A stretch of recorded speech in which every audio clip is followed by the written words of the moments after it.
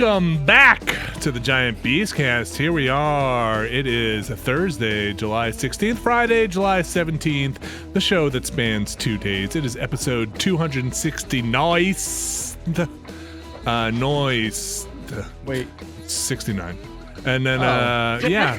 Which is nice. We don't know that. Yeah. You're listening to Giant Beastcast. Well, your number one place for, you know what? Bring your kids in. Don't bring your kids in. They're not going to camp. They're not going to camp this year. We were, in the pre-show, we were talking a little bit about camp. I went to like a really, I don't think it was a great camp. I think it's the one that they used to have the commercials in New York with like a little balloon, happy camp or something. It was like it wasn't a great camp. You went to Happy Camp. Remember Happy That sounds Camp? haunted. Yeah, it was. I don't have fond memories, and I don't. You went to a camp that you? advertised on TV? I don't I'm not understand sure if I did or not, but I don't know. I associate that with it was like a little balloon smiley face. It was basically some dirt and a stick, and it's what it was. With the bus came, picked you up. Like you weren't a happy camper. What are you describing? I don't know. This is my memory of camp. You didn't go to camp in the 40s or the 50s. And then the Civil War hit, and we were all Reminds fussed. me of that bit from the end of Wet Hot. He's like, Jesus Christ was my camp counselor. It was. Hey, listen, it was a long time ago. But yeah, I don't have fond memories of camp. I think my older brother once told me more about the camp. When I asked him recently, he was like, "No, that wasn't right." And then, this older brothers and older siblings have a better memory of some of that stuff than the younger ones. He's like, "No, that is not how that happened." The best part of sleepaway camp is the fact that I went. You were at sleepaway camp? Yeah, I went to sleepaway camp for. I went to sleepaway camp. Maybe like 7 years. Fancy. Oh my gosh. Yeah. And my brother never went because I think he was too much of like a. Like he was really homesick very easily. Aww. My wife never went because I guess her parents were just monsters, and I love making fun of them about it. Like, it's super expensive. Sleepaway camp. That's basically boarding school. It wasn't money, so let's put that argument aside for a second. Okay. It was just reasons out of their control, Okay. and I love to tease them about it. Oh, that about brings not me going so to much joy. sleepaway camp? They have so much childhood regret about normal. Yeah, that's like So normal to not go to camp. Like I think it's I can go. unusual at this point to go to camp. it. I don't know. Like where I grew up, everyone went, but you went to day camp or you went to sleepaway camp? I went to day camp. I went to day camp only so my parents could work, and then as soon as I was old enough, like 9, to stay home alone, they were like, "We're not paying for that anymore. Now you I also Yep. need to put it now out you can there build the that, deck." There were places on the East Coast in the Poconos in upstate New York where I have friends who went to camp that had like air conditioning in their fucking bunks. Please. Okay, I didn't go to a camp like that. I went to a camp where like what's on the front door? Just a screen door, a lot of leaking, a lot of bad. Like we were not exactly bougieing it up. It was really Camp Krusty, right? It was a Camp Firewood. What's that? What's that? Cabent? Do you remember Cabents? No, It was we like had a cabin Color with, like, War. tentacles. We did Color color. War? Yeah, you don't know what Color War That's is that where you No, shoot? I'm Is that not where you sure. squirt people with like colored ink, or like hit people with like? Oh, dude. Got the, like Every- the dusty stuff from those color runs. No, it's No. Color War is like the last week or second to last week of camp. Color War breaks one day, and it's basically one color versus another color. The camp I went to was white versus green, and it was just like an entire week of like non-stop competition. In retrospect, it's problematic, but nevertheless, it's like it's they it's can fun. rebrand it, Different maybe. time. Yeah. It was the 90s. We were Uh-huh. just kids back then. Like if during all the meals, if you spoke, so Yeah. like the green team was on one side, the white team was on the other side. If you Yeah. spoke during mealtime, you got a negative point, and the whole camp was pissed at you. Wow, Why that's would such you a. why would you want to set something up to where you can't speak? I don't. Like, it's I'm the whole starting to point. like really unpack some of the stuff, and it's like It's just the counselors being like, bad. "This is the last week. We Just camp just be bullshit. quiet. Just be quiet." It's just fun. Like when you're 11, I don't know. It's like the best thing ever, and they Hmm. would break it with like helicopters and fireworks. What? And it was dude. A helicopter? What were you Yeah. doing? Yeah.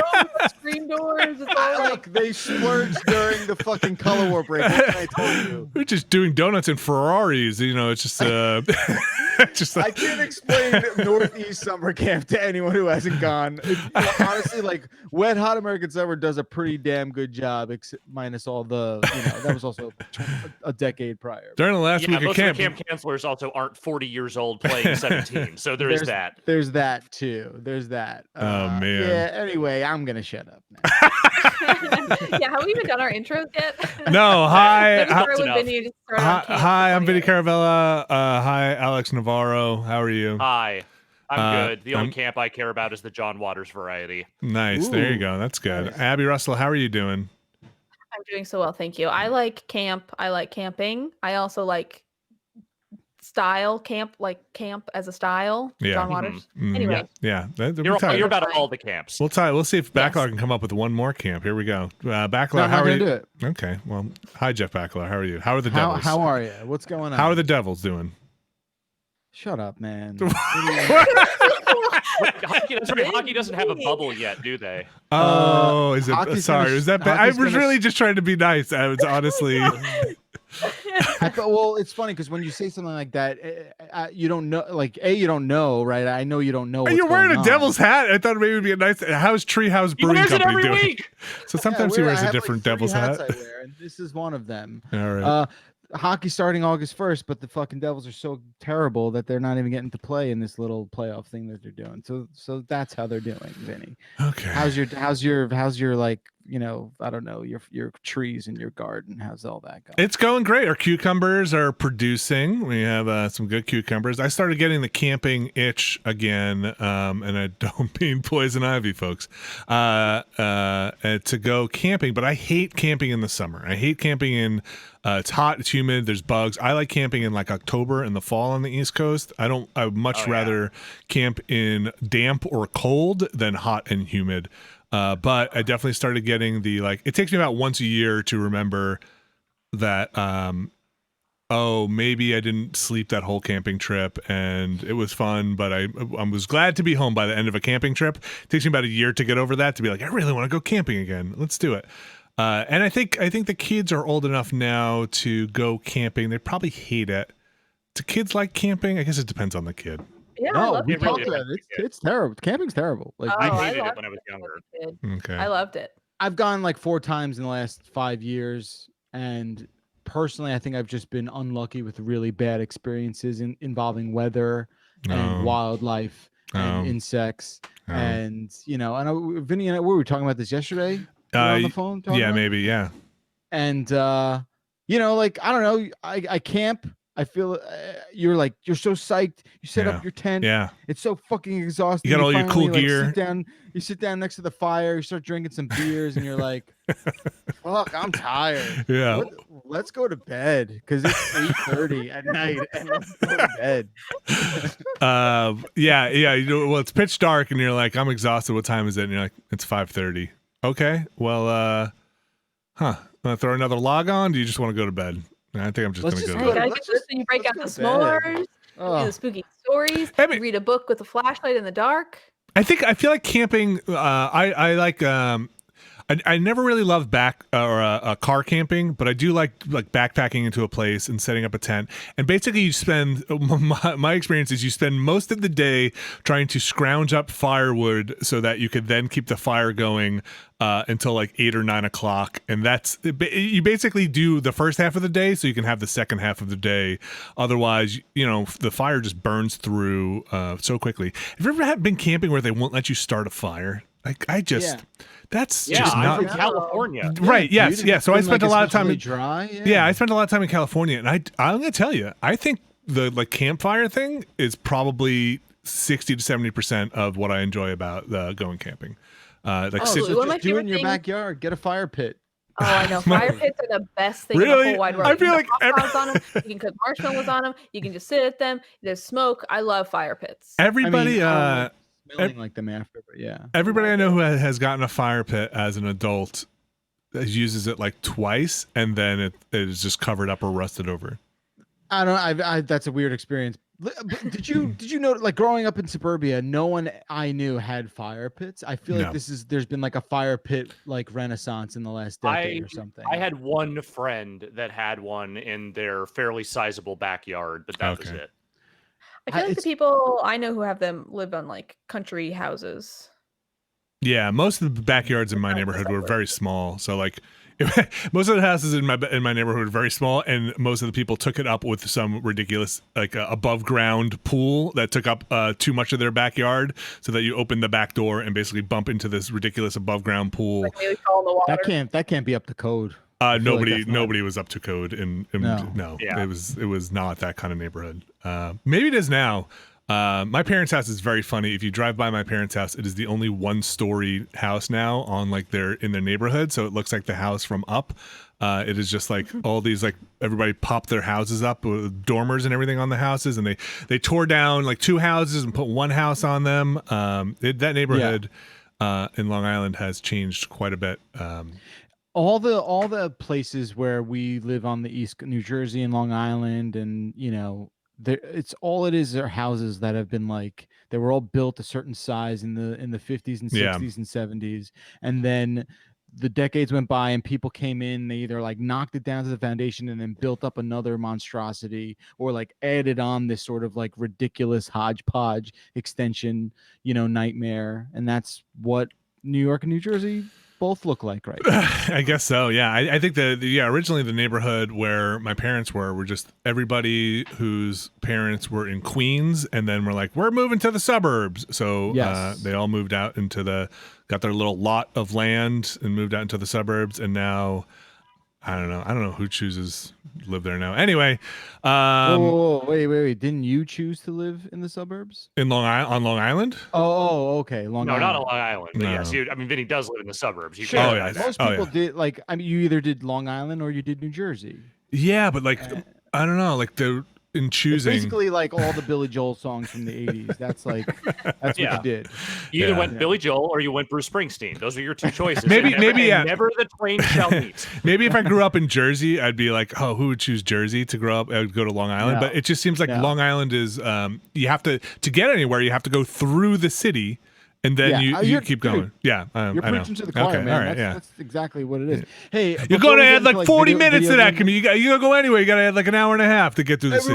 Everywhere I go, right angle. It's ridiculous. What are we gonna do? Can I talk about something that affects me personally, but maybe other people listening to this show? Sure. If you want to get real heavy about it, sure, why not? It's not heavy at all. It's not a heavy news day, so yeah, we gotta fill some time. I just got to get this out there because over the last month or so, something's been going on with my mail.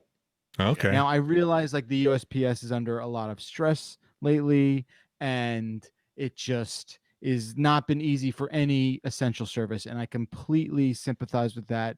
And in no way am I, putting that down. I get it. I get it. Ready for the butt? But over the last 2 months, maybe I've gone 4 to 7 days with literally no mail. Like mail just not showing up. That's kind of a lot. That's kind of a lot. That's like kind of after one day, I was like, okay. Maybe you're just not getting anything. Nope, it's not. So, and then I would start like looking for deliveries that say delivering today, and then it would be like not delivered.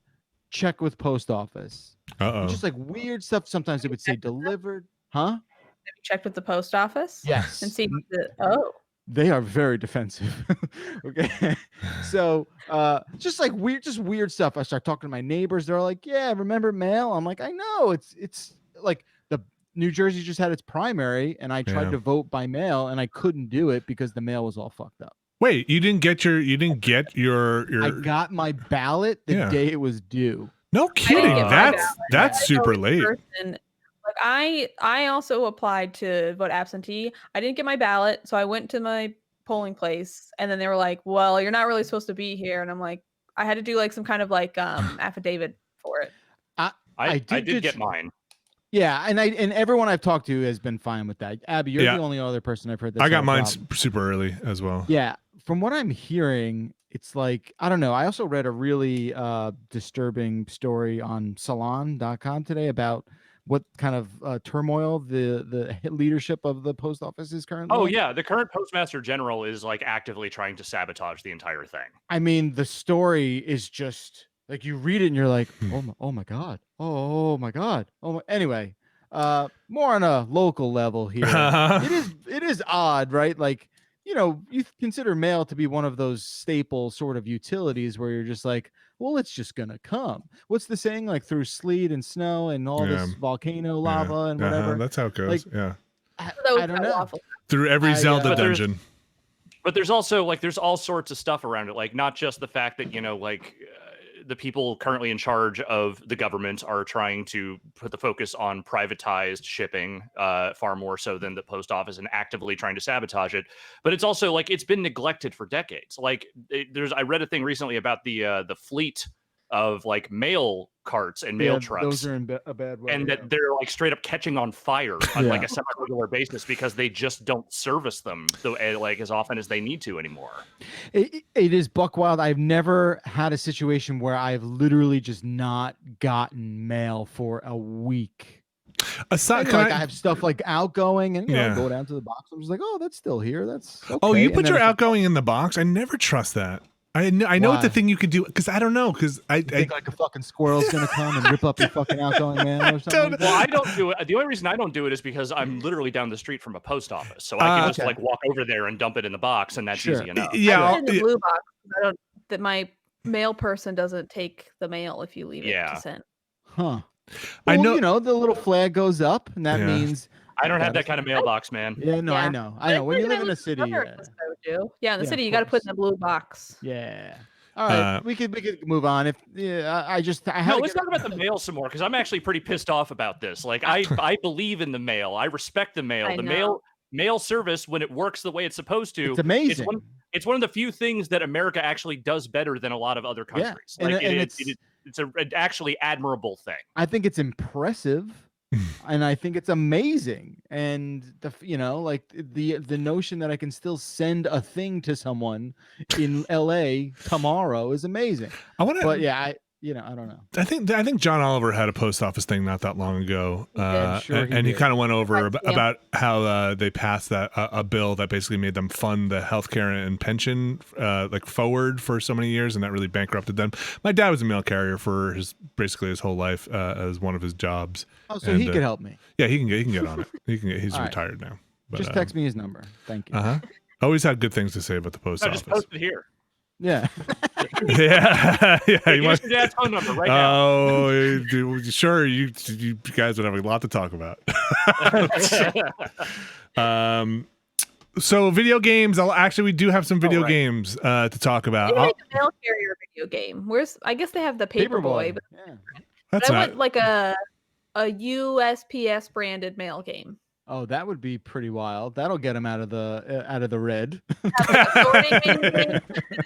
a driving mini game. You got a tossing mini game. I think that's Stranding. That's pretty good. We banned the U.S. Army and U.S. Navy Twitch channels from their recruiting, and we replaced them with a U.S. mail service recruiting channel where they can just recruit mail carriers instead of soldiers. You guys remember? Okay, I'm sure y'all will all get this reference. Okay. But I think it was like season 3 of Project Runway. I think it was season 3. One of the really early seasons had like a challenge where they had to redesign the mail carrier uniform, and I think they partnered with USPS. Anyway, it was fascinating. Some people really fucked it up. Others did really well. I did like my dad's old carrier jacket. It was kind of nice, the blue. Anyway. Really cool. And then Forever 21 did a whole line, but that line was very strange. I wish they just made it look like classic uniforms. Anyway. Speaking of video games, I finished The Last of Us 2. I pretty much, I think we've talked. My thoughts have not changed, I think, since the last time I played it. We did record a spoiler cast finally. That is, there is audio recorded to digital file somewhere. And you missed it. You missed it. You could have been there. You could have told everybody about all the things I've texted you. Yeah, I was on a boat. I'm sorry. I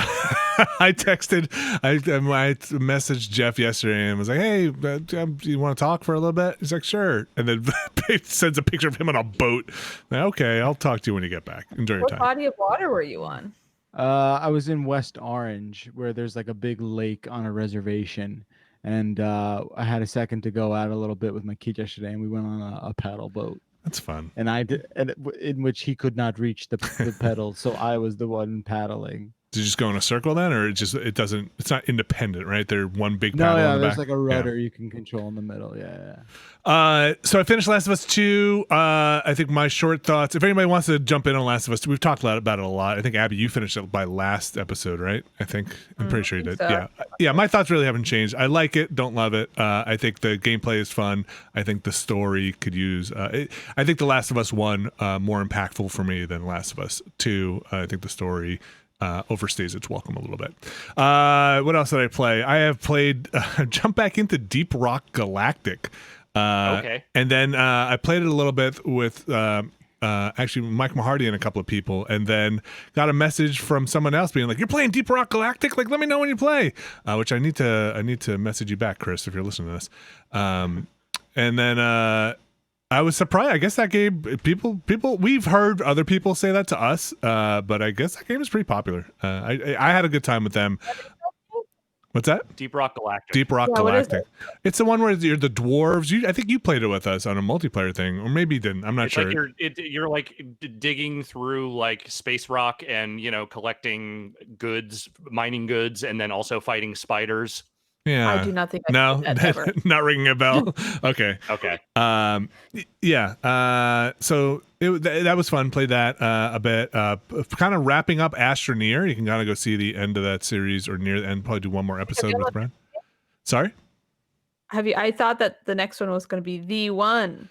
Finished it. Well, this one we kind of did. We saw credits and we kind of got the ending, but I think we'll just have like a cleanup episode, like a wrap up episode of doing some other stuff. An epilogue, if you will, and then that's kind of it. A little small things with the kids. Alex, should we talk about the big stuff? Yeah. Why don't we talk first about the big stuff that's out, or will be out, I guess, tomorrow. Okay. Actually, Alex and Jeff, you both have pretty big stuff, new stuff. Abby, is there anything you want to talk about before we dive into spend a lot of time on Ghosts and Mario?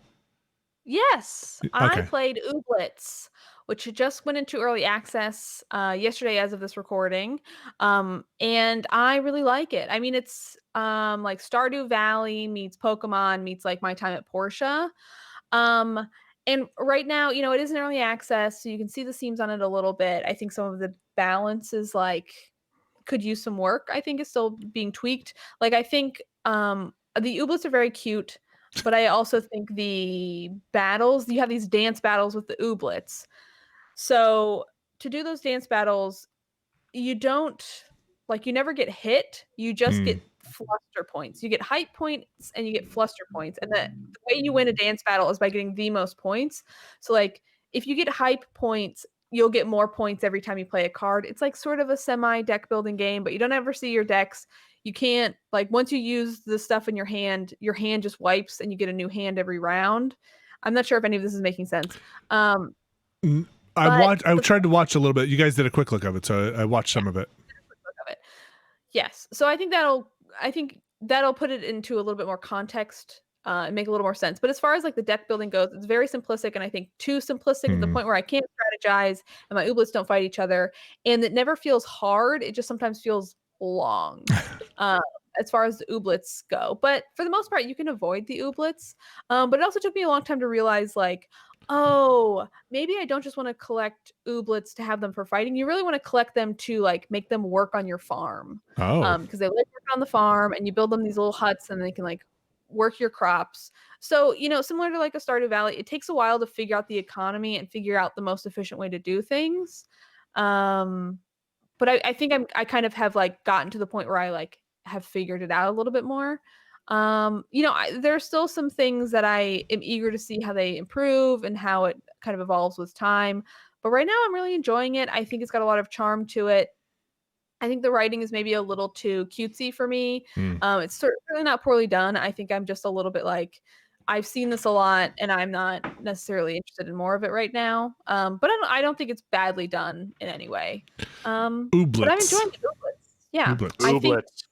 Again, I want to see where it'll be once it's fully out. But for it being an early access game, it feels pretty like it feels very playable. You know what I mean? It doesn't feel like a Yes. game that's like, well, this is real busted in every corner. It's just like here and there are little things that I'm like, this will probably be tweaked. Or like, I think one thing is like similar to Stardew or a lot of these games is you have a certain amount of energy per day. And I Mhm. feel like the days are too long for how much energy I have, where it's just like I wipe my energy pretty early. And it's gotten better since I've played more and have Ooblets working my farm, so I don't have to like water crops as much. But anyway, I'm enjoying it. It's fun. Ooblets. I'm like, it really scratched that like nice itch in my brain for quarantine of like, well, it's satisfying. I got this satisfying loop of the farming and I'm, weeding stuff and it's not too challenging, which is nice, but I'm enjoying it. It's a fun word to say. Ooblet. Ooblets. Yeah. Not when you say it like that though. Ooblets. Ooblets. Ooblets. Ooblets. Abby, anything else you want to talk about game wise before we get to the or anything? Oh no, let's just go. Hey, listen.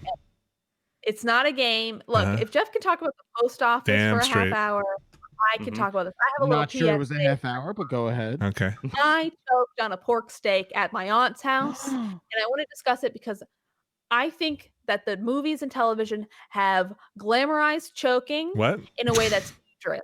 And I want What? to talk, not glamorized, but it's made choking seem very different than my experience of Okay. it. So I can only speak for myself as someone who choked on a pork steak. I'm sorry. First of all, I'm glad you're okay, and I'm sorry you choked on a pork steak. Yeah. I was waiting for that, Alex and Jeff. I didn't want to Anyway. interrupt. I'm not sorry. So choking doesn't feel like what you think it's going to feel like. It just feels like you're trying to swallow, but you can't. Oh boy. And also, you can't unswallow. Like, it didn't hurt at all for me. I also wasn't conscious of the fact that I couldn't breathe until I locked eyes with my teen cousin and was like, yeah, I'm choking. And This like, is couldn't speak. terrifying. Yes. Yeah. So what I will say about it is like, I was way too polite about it. I was Oh, with my no. aunt and my cousin, and like I was so conscious of like my aunt was in the middle of a story about like taxes or some stupid thing, and I was like, I shouldn't interrupt this story. I'll manage this.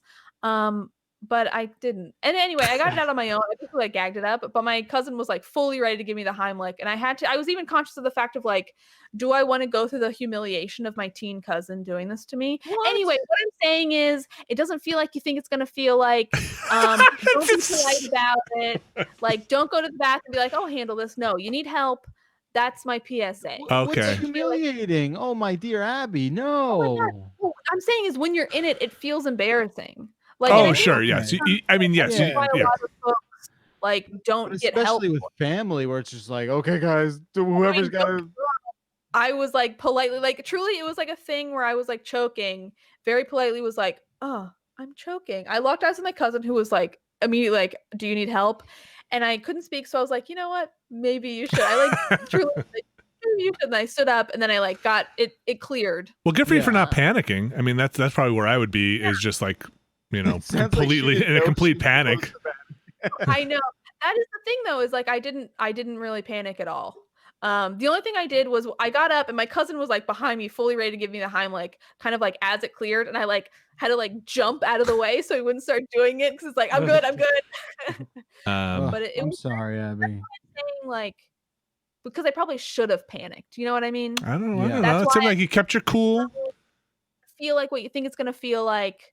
Inform someone. This is the sign for choking. I'm putting my hands on my throat. But like even that, I'm like, that doesn't feel like the way I feel while this is happening. You Can know what I mean? can I ask a personal question about your? Okay, you got the food out of your throat there, your windpipe. Did it spit out of your mouth, or you just got it back in your mouth? So this is the thing that I had to kind of contend with was like after it happened, Yeah. again, a little bit, I basically just like gagged it up. Because Yeah. I like stood up and then I had a moment of like, am I gonna throw up? And then I just like gagged it up and it was only the food that was in my throat. And I was like, well, I'm fine. But then I just had to be like, well, I guess I'm gonna just chew this and eat it. Yeah, you show that steak who's boss. Her taxes story, and I just ate the steak. So was everybody like, "Are you okay? Are you okay?" Were you tearing? No, okay. So you know how everybody has like a weird aunt? I'd say this is my like Oh. weird aunt. Like I love her. Okay. She's great. It was very kind of her. She invited me over last minute. It's my first time. I was like, yeah, you live in walking distance. I'll come over for dinner. We ate 8 outside. Anyway,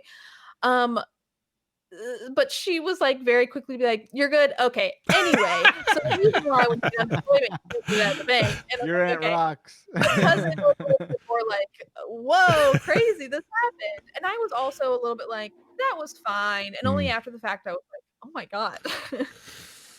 All right. Anyway. Well, thanks. I'm glad you're okay. Seriously. yeah. I mean, I'm just saying, you can also Google how to give yourself the Heimlich. Basically, like put your belly on a chair. Although somebody online, this one seems wild, so that you can like go into a push-up position and then just like pull your arms out from underneath you. But I'm pretty sure I would just hit myself in the face. They said they learned that from a firefighter. I don't know. Look it up. That just sounds like a route to a bruised sternum. What? Bruised sternum. Oh, I thought you said Yeah, he was Bruce. an 80s musician. Yeah, Bruce Sternum, Bruce yeah. Sternum. He was so hot out of Jersey. guys. You like that? It tickled you, huh, Jeff? You like that one? Nope, I'm not happy at all. We gotta move. We gotta move. All right. Anything else? Chuck Palahniuk. Who's the who wrote Choke? Is it Chuck Yes, he wrote Palahniuk, Choke. yes. Palahniuk? Yeah. Choke Palahniuk. Oh, nice. Wow. Wow. We do need to move on. Yes. Ghosts of Tsushima. Yes. All right. What do you got? So Jeff, you played some. Alex, you played a decent amount. What's up? Yeah, Jeff, where are you in that game? Just started the second act. Okay, I'm almost done with it. I'm pretty sure I'm on like the last stretch of story missions and just doing a little bit of cleanup around the last area. About how many hours is that, you think? So I'm the worst hour estimator in the world. Like if I don't set a timer, I'm never actually going to understand it. But I would say my guess is it's probably around 35. Oh wow, okay. Probably is where I'm at, if I had to guess. Tell me all about it. It is. All right, so it is an open world game in the grand tradition of modern open world games. If I had to draw an analog to it, I would say it most reminds me of the Assassin's Creed games before they kind of went full RPG. Okay. There's no gear collecting, really. I mean, there are some armor sets you can get, but it's not like you're getting loot drops off of enemies. All you're really getting off of them is like crafting materials you use for upgrades. And the other game it kind of reminded me of in a less good way is the Mad Max game, which is to say that it is a very pretty game that I have largely found to be fairly dull. There are moments in it that I think are very cool, and a lot of those moments repeat in ways that make them seem less cool as you continue to do more things that are exactly like them. Totally. The main story, you are the nephew of a samurai lord who is sort of in like the overlord of the shogunate of Tsushima. Okay. And there is the Mongol invasion happens, which is a real thing that happened in the 13th century. This is obviously a fictionalized version of it. None of these are like historical figures that you're either playing with or fighting, but it does take place in a at least a real world event. And the samurai after the invasion, at least on that island, are more or less wiped out. So you are not the last samurai, but you are among the last ones. And you're like the last one kind of actually doing like, you know, a lot of the business on the island. And you spend the majority of the game doing the things you do in this sort of game, which is to say that, you know, there are story missions, but a lot of it is like you go to camps and then you take out enemies in the camps and you clear those out. You go around and you do various open world activities that are copy pasted across the island. Some of them. Sorry, go ahead. Who are the enemies? Are they the Mongols? The enemies are the enemies are the Mongols. They are bandits that also are you know, sort of using the chaos on the island to sort of attack others. And then there are also like wandering Ronin samurai that are bad guys as well. Who've just a samurai without a state or whatever, without a. Well, I don't want to get to like there's plot reasons for why they become embroiled in the whole thing that I'm not going to give away here. But the reality is that I forget all my like 14, 15-year-old samurai hierarchy, like a Ronin, Shogun, Daimyo. I can't remember all the different. So Ronins are the ones that don't have a they're masterless. Yes. Masterless. Okay. Okay. They're Sorry. essentially mercenaries. Please continue. Okay, so there are things about this game that I certainly enjoyed. I think the sword play, while not flawless, it's a neat combat system. Like a lot of it is very reactive If you just kind of run at dudes and just swing your sword like crazy, like it doesn't really work super well. You kind of need to have, there's these 4 different stances that sort of apply to different enemy types, and you kind of need to switch between them. You need to sort of pay attention to like who's attacking you. And so there's a lot of like parrying and like doing perfect parries to get like, counterattacks and that kind of stuff. But you're also using ninja shit. Like you're just like fucking throwing kunais at dudes. Like you're using sticky bombs and smoke bombs and shit. Hey, it's all that stuff that you would different than expect in that kind of samurai, Alex. Thank you. Yes, they are. Thank and you. That is actually the narrative thrust of the game, is this notion that Jin, your protagonist, is using tactics in warfare that are not becoming of the honorable samurai. And I wish I could tell you that the game had anything particularly interesting to say or do with that notion, but it does not. It literally is like, well, the samurai don't really like it when you do that, but also nobody who is involved in the actual on-the-ground operations you're in ever tells you you're really wrong, save for a couple of people. And in general, it is very much like, yeah, no, the old conservative samurai just don't get it, man. They just don't get that, like, this is what warfare is now.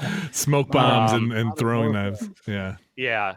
So I don't, Jeff, I'd be curious to hear how you feel about it. My feeling on it is that the only reason I really enjoyed playing this game, which is not to say that it's really bad in any specific way, it's just that it's doing the open world things that I very easily fall into a rhythm with, which is to say that like it's map clearing, it's just ticking off boxes. It's a lot of the formula without much that's particularly inventive.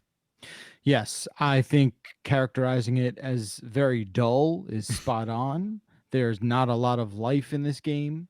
I think I became very bored with it very quickly and just kind of kept playing to see if that would change in any sort of meaningful way. And I think things tick up a little bit, but definitely not in a way that had me, sort of looking forward to going back and playing it. I think that first hour of this game is very bad. It's a drag. I think it's got a very bad first hour that I was kind of shocked at, as do like the sort of first impression you get from this game. But it's not that it's a particularly bad tutorial, it's just that it's just a slog and it's boring and nothing, like, obviously stuff is happening, but like none of it lands really in like an emotional, impactful way. Well, how much of it is the sorry, Jeff, do you want to? Sorry, I didn't want to cut you off. Hold that. Yeah, we'll come back to it. So, I do think the sword play, that's the best part of this game by far. I think there's an awful lot of like repetitive sort of stuff that you just get so used to seeing, especially even like the way enemies sort of counter your attacks or even die. Like, you could kill 2 guys at the same time and you sort of get this carbon copy like reaction from the same sort of thing, which I don't know. It's fine. For me, it just, it fails to keep me engaged in a way where I'm just like, oh, I'm just sort of mowing down these like, sort of soulless, things. It's just, I don't know. For me, that I need some of that in a game to sort of like feel what I'm doing is important. And I just don't get that vibe where you just sort of go to these, I guess you could call them strongholds or whatever you want. Yeah, there's camps, there's forts, there's all sorts of those things. And it's just that same sort of monotonous clear out kind of thing. I think it's crazy that they found a way to put red exploding barrels in this game. I think like that I thought was really kind of fascinating. How are you igniting them? You have like fire arrows? You have explosive arrows and stuff. Okay. You can even do it with a non-explosive arrow. You can just sort of hit it. Yeah. With an arrow? With an arrow. Yeah. That'll do it. Yeah, there's just explosion inside. It's not actual it's not like a liquid. It's just there's actual explosion in the barrel, and then as soon as you open it up, boom. Explosion under pressure.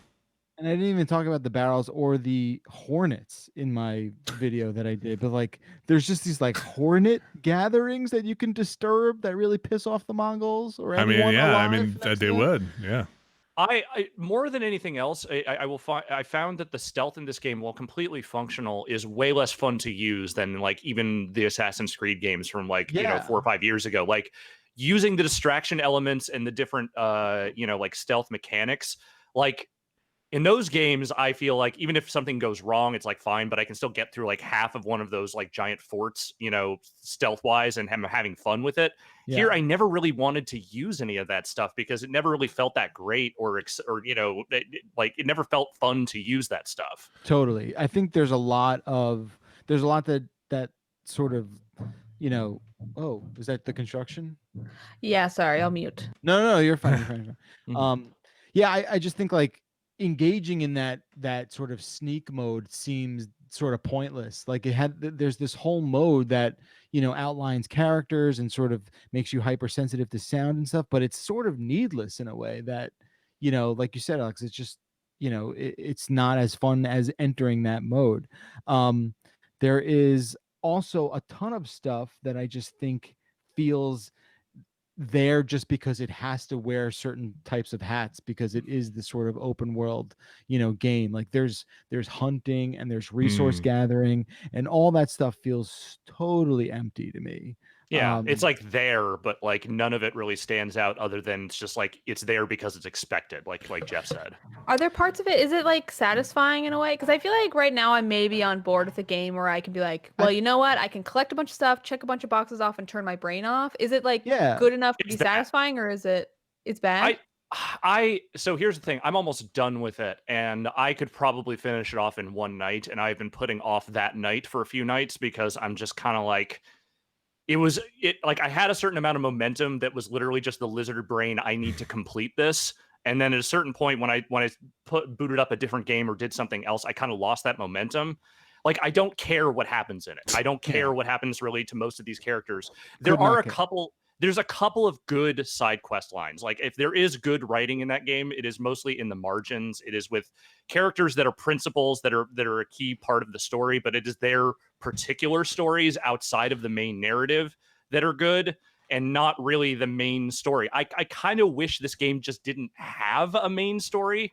I kind of wish it was like more serialized in a way, like say like, I don't know, like a Lone Wolf and Cub thing where it's just a series of adventures featuring this character as opposed to this big, military invasion narrative, because nothing that happens during any of that is interesting or worthwhile or really anything other than just deeply predictable. So Abby, I think Alex said it's that, not it's bad when you said it's that. Yeah, it's that. Okay, gotcha. And so Alex, you haven't well, I have three things to add, or two commentaries. And then, no, it doesn't matter. It doesn't matter. What order do you want to go in? Go for it. First off, so Alex, you haven't finished it quite yet, right?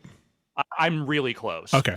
The other, because I'm curious how it all wraps up in the end. The other thing I wanted to say, I thought before seeing footage of this game, and Jason and you have a quick look up on the site now, you can go check that out. Yeah. I really thought this was much more Sekiro, much more less frenetic combat, because it seemed like there's just a lot of slashing and people just getting blood all over him. I thought this was much more like parry, hit kill kind of stuff. Is that a setting? It's sort of accelerated, I think. Yeah. Okay. It's a mix. Okay, it's a mix. Yeah. All right, because some of the stuff I saw when you guys were doing a quick look looked like, oh, you just slash this guy like 7 times and then he just backs up, and then you maybe it was just the more dual stuff that was like that. Yeah, the duels are definitely where like you need to be the most careful about like parrying and blocking and sort of like watching for unblockable attacks and that kind of stuff. I mean, it's never anywhere near as complicated as like say a From Software boss fight or anything like that, but it is more it requires a little more thinking and a little more strategy than most of like the group fights, where it is just grunt enemies that have 3 or 4 types, and then you just figure out which stance works best on them and then kill them all very quickly. So not as maybe as technical or as timing based as the like a Sekiro or something like that on the grunts. Not nearly as much. No. Okay. The other thing I wanted to ask both of you is, clearly this takes its cinema roots pretty seriously, or at least tried to. How does that stuff play out? Did it affect the game at all? I mean, Alex, you've got familiarity with the genre. Does it work? It's a couple of things for me. This feels very much a Western fantasy of Japan, not a thing that feels exactly like samurai cinema is a wide, varied, multifaceted genre. There's all sorts of different ways, filmmakers have approached it over the decades, but this one feels very Hollywood. Like, it it has this like kind of grand sweeping notion, and obviously they are trying to play into some of the Kurosawa stuff with the Kurosawa mode in particular. Is it named that? And it is literally named that. And Oh, they, okay. they went out, grainy and black they and white. emailed Kurosawa's grandkids and they said, yeah, sure, fuck, I don't know. But yeah, so it just doesn't feel like those movies really. Like there are shots that look like it. There are scenes that definitely like evoke some of the moments from like some of the more famous samurai films, but the whole thing has a very Hollywood pacing and presentation to it that doesn't read that way to me. Like I don't think it's awful. It's just not particularly, I don't know. Like I just, I didn't get Kurosawa much when I was playing. Okay. Like either in the storytelling or in just sort of like the visual style. The visual style is so obsessed with everything being windswept and just endless fields of colorful flowers and bamboo thickets, and just like every part of that island seems like it was handcrafted to be a place where cool samurai shit would happen, that it ends up feeling very much more like a set than a place people would ever actually live in. You know what I mean? But not in a I'm picking up what you're putting down kind of way. Not in a like a referential, this is working in a intentional way. In some places, yes, but in a lot of it, it just feels very much like we need every corner of this island to be a place where cool samurai shit would look cool, and that's what they did. Because it's not a one-to-one recreation of the island of Tsushima. They added elements and environmental stuff that it just isn't in that region. And I think it's because they wanted to cover their bases with as like biodiversity island. Like that's what they were kind of going for. Is there a snowy part? There is totally a snowy Great. part. Fantastic.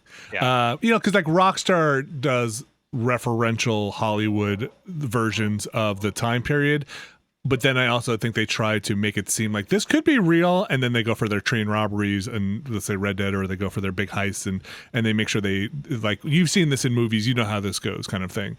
Yeah. Again, I think there are parts of the story and there are certain characters that feel like they're inspired by certain elements of samurai cinema, but like none of it really resonates in it's super fucking cool that they did this kind of way. It's more of just like, yeah, I mean, yeah, you're doing samurai stuff, so I get it. Yes. All right. Anything else you guys want to talk about? Alex, you'll probably finish it up, I assume. Yeah, I mean, I'm going to finish up this week. I was a little bummed out, and I understand this is not a small amount of work, and I kind of understand why it is this way, because I'm sure they prioritize their English script first, but the Japanese language track, which there is a full one, the lip sync and the animation, like emoting, doesn't really feel in step with the Japanese language track. And I'm not suggesting they should have gone in and hire like spend months and months and months crunching just trying to make sure that all that shit lined up. But for a game that is very specifically referencing Japanese cinema and is presenting itself that way, it was kind of a bummer that the Japanese language track felt like not the ideal way to play. Like that was the add-on one. Like that was the and similarly with like the Kurosawa mode thing, like it doesn't look bad. It doesn't really look like the movies they're referencing, but it doesn't look awful. Like I think in some scenes it actually looks pretty nice. But there are sections of that game that have color-coded objectives. Like you need to go find the blue flowers or what have you. And when you're playing in that mode, which is black and white, you can look for the highlighting, but it is not as easy to see as it would be if you were just playing in color. And honestly, the game just looks better in color anyway. Like it just there's so much going on with like the HDR and the way color is used in the game. Like it just looks better. And again, I think it's cool they did the black and white thing, but calling it Kurosawa mode is real wild, considering Kurosawa totally made color films too. It's not like he invented the idea of doing black and white samurai cinema. I get it why you go that route, but I don't know. I'm still curious about it. I don't think it's quite what, and maybe this is my fault from just not keeping up with it, what I thought it was going to be, but I'm still curious about it, and we'll see. I'm not super eager to play it. It's only very recently did it like totally become clear what that game is. I feel like right. Yeah. I think I saw it at E3 a couple of years ago, which is where I had the talk with, I think it was Nate Fox about the idea of doing the black and white mode. Yeah. And like that demo, I remember I got to the part from that demo very late in the game. I was kind of surprised how far in that was.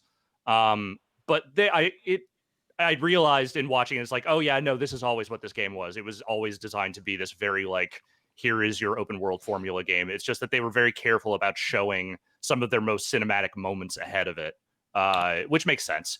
But it's a lot of that game is busy work, and even things that are meant to be, you know, sort of like nods to sort of like the, you know, the peacefulness and the, you know, the tranquility of the environment. Like, you go and you find these fox dens, and then you follow the fox to an Inari shrine, and then you pay tribute to the shrine, or you get into a fucking onsen bath and reflect on different things, or you literally write haikus out of like chunks of text that maybe go together and maybe very much do not, which is hilarious and not how haiku works.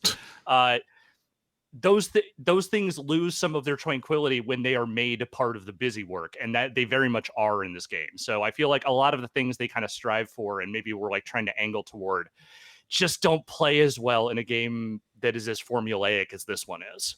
All right, Ghosts of Tsushima. Moving on, let's just bounce over to yeah, there you have it. Paper Mario Origami King? Is that what it was? The Origami King. Origami King. The one and only Origami King. Jeff Baclar, please tell me this game is very good. Yep, it is. It's very good. I'm glad to hear it. You should play it. Okay.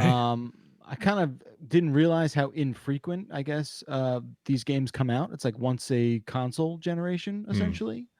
And that's fine. And this is, I guess, the one for the Switch, and it's very good. It's very funny too, and I don't remember really any of the other Paper Mario games being funny in a way that actually made me laugh, like crackle and chuckle and slap the knee. Wow, and, wow, they really got you. Yeah, huh? It's like genuinely very funny. Is this out tomorrow? Do we know when this is yeah, out? I forget. It's tomorrow. Tomorrow. Yeah. My son literally has one of those like cliche countdown cross like X off the things until it comes out. That's so sweet. Yeah. Are you gonna get it for him or just let him keep crossing until? Yeah. It's funny because he has 2 dates. One, I think I told this story. He's like, "Can we just pre-order it?" And I'm like, "It's a digital download. It'll be available when we play it." He's like, "Okay, why do you even know that word, kid?" Yeah, because he sees it on the Nintendo's news thing all the time.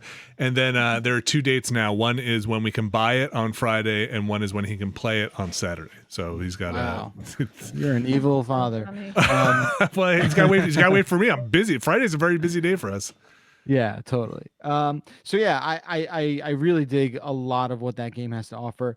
I think, you know, the biggest element of it that I think is ripe for discussion is the battling, is the turn-based stuff.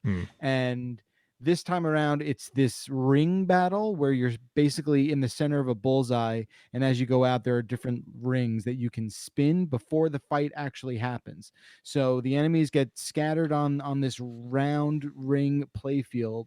You have about 30 seconds to rack them up and stack them up in a way that either rack them or stack them, that either lines them up in a row or gets them sort of concentrated in like a 4 square area. And how do you do that? Are they just rotating around in the ring? You push a button to line them up? Yeah, so one button lets you rotate, or one stick lets you rotate counter or clockwise, and then there's one mode that actually lets you sort of slide the rings back, so like you can put someone in the first ring back to the second. Oh wow, like okay, a domino kind of thing.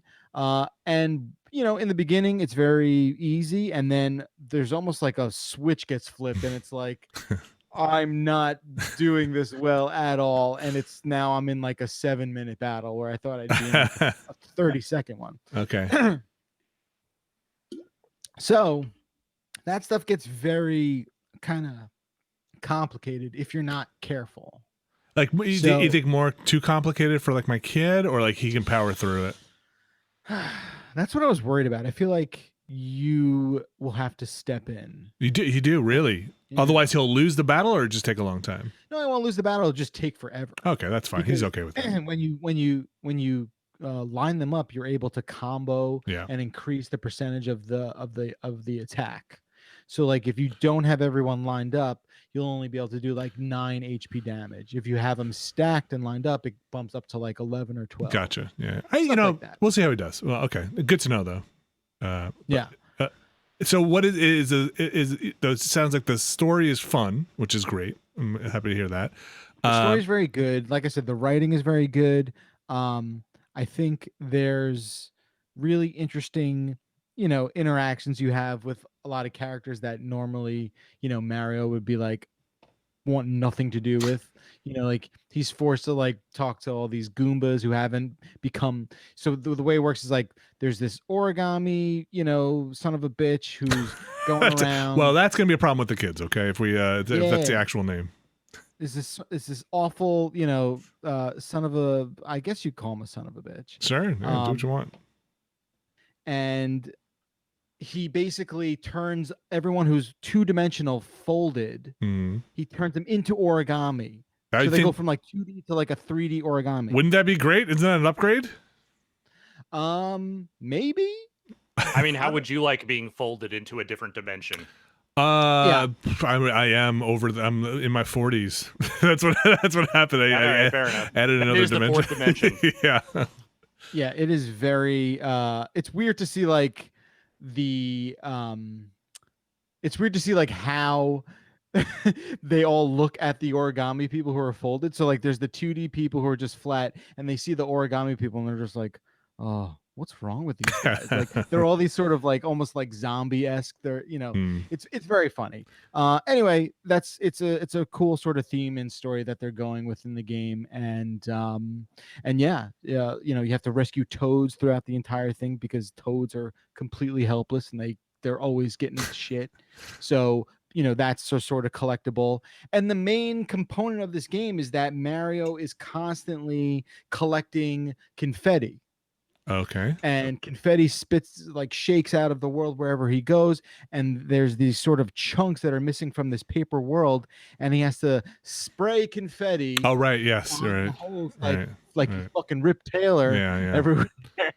And it just. Not Rip Torn. Rip Taylor. Not Rip Torn. Rip Taylor. There was a mistake in my script at first. Oh, was there? Oh, that's a very different. Rip Torn. Very different game. Sounds like the one that would be in Paper Mario. Yes. So yeah. Exactly. So it's funny because Mark was cutting the video and he's like, "Hey, I'm just looking at your script." He's like, it's Rip Taylor, right? I'm like, "Oh, I always do that with these two guys. That's funny. They're nothing alike." But yeah.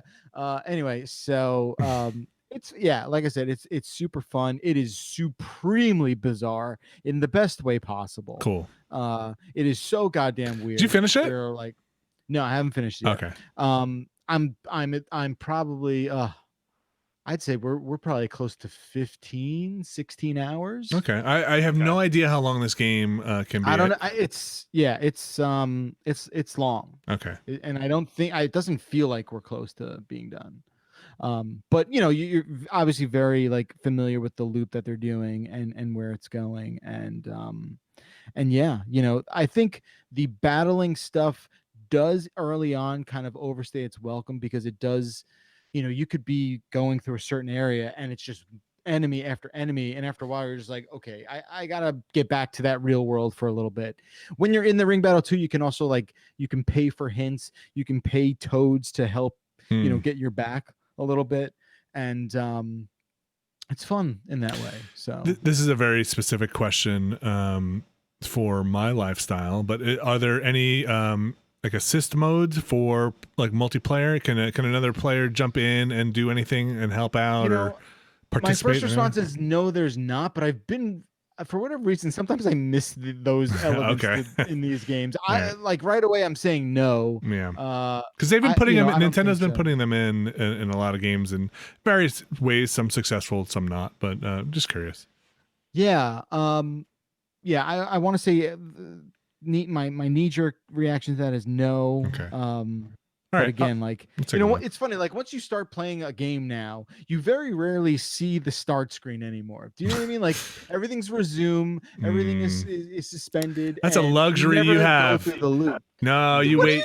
You're gonna wait. This isn't a monocle moment. Yes, it is. No, well, no, it's not. No, it's not. No. Okay. Wait, let me finish. You wait. I would say wait 2 more years, maybe 1 or 2 more years. and your son will be starting his own games, which will cause your games to exit out of sleep mode or rest mode and make you launch the game every time you want to play it. Like right now, I feel like when you're playing, if you're playing a PS4 game, you're playing Last of Us, right? You probably put it into rest mode, and then your son plays Trials or something. You have to boot up Last of Us again, right? No, you're right. Like, yeah. Well, no, we have two PS4s, so. Oh, I see. Oh no, there we go. There's our wine and I cheese see. moment. Wait, wait, hold on. Your monocle just broke. We can cut that out of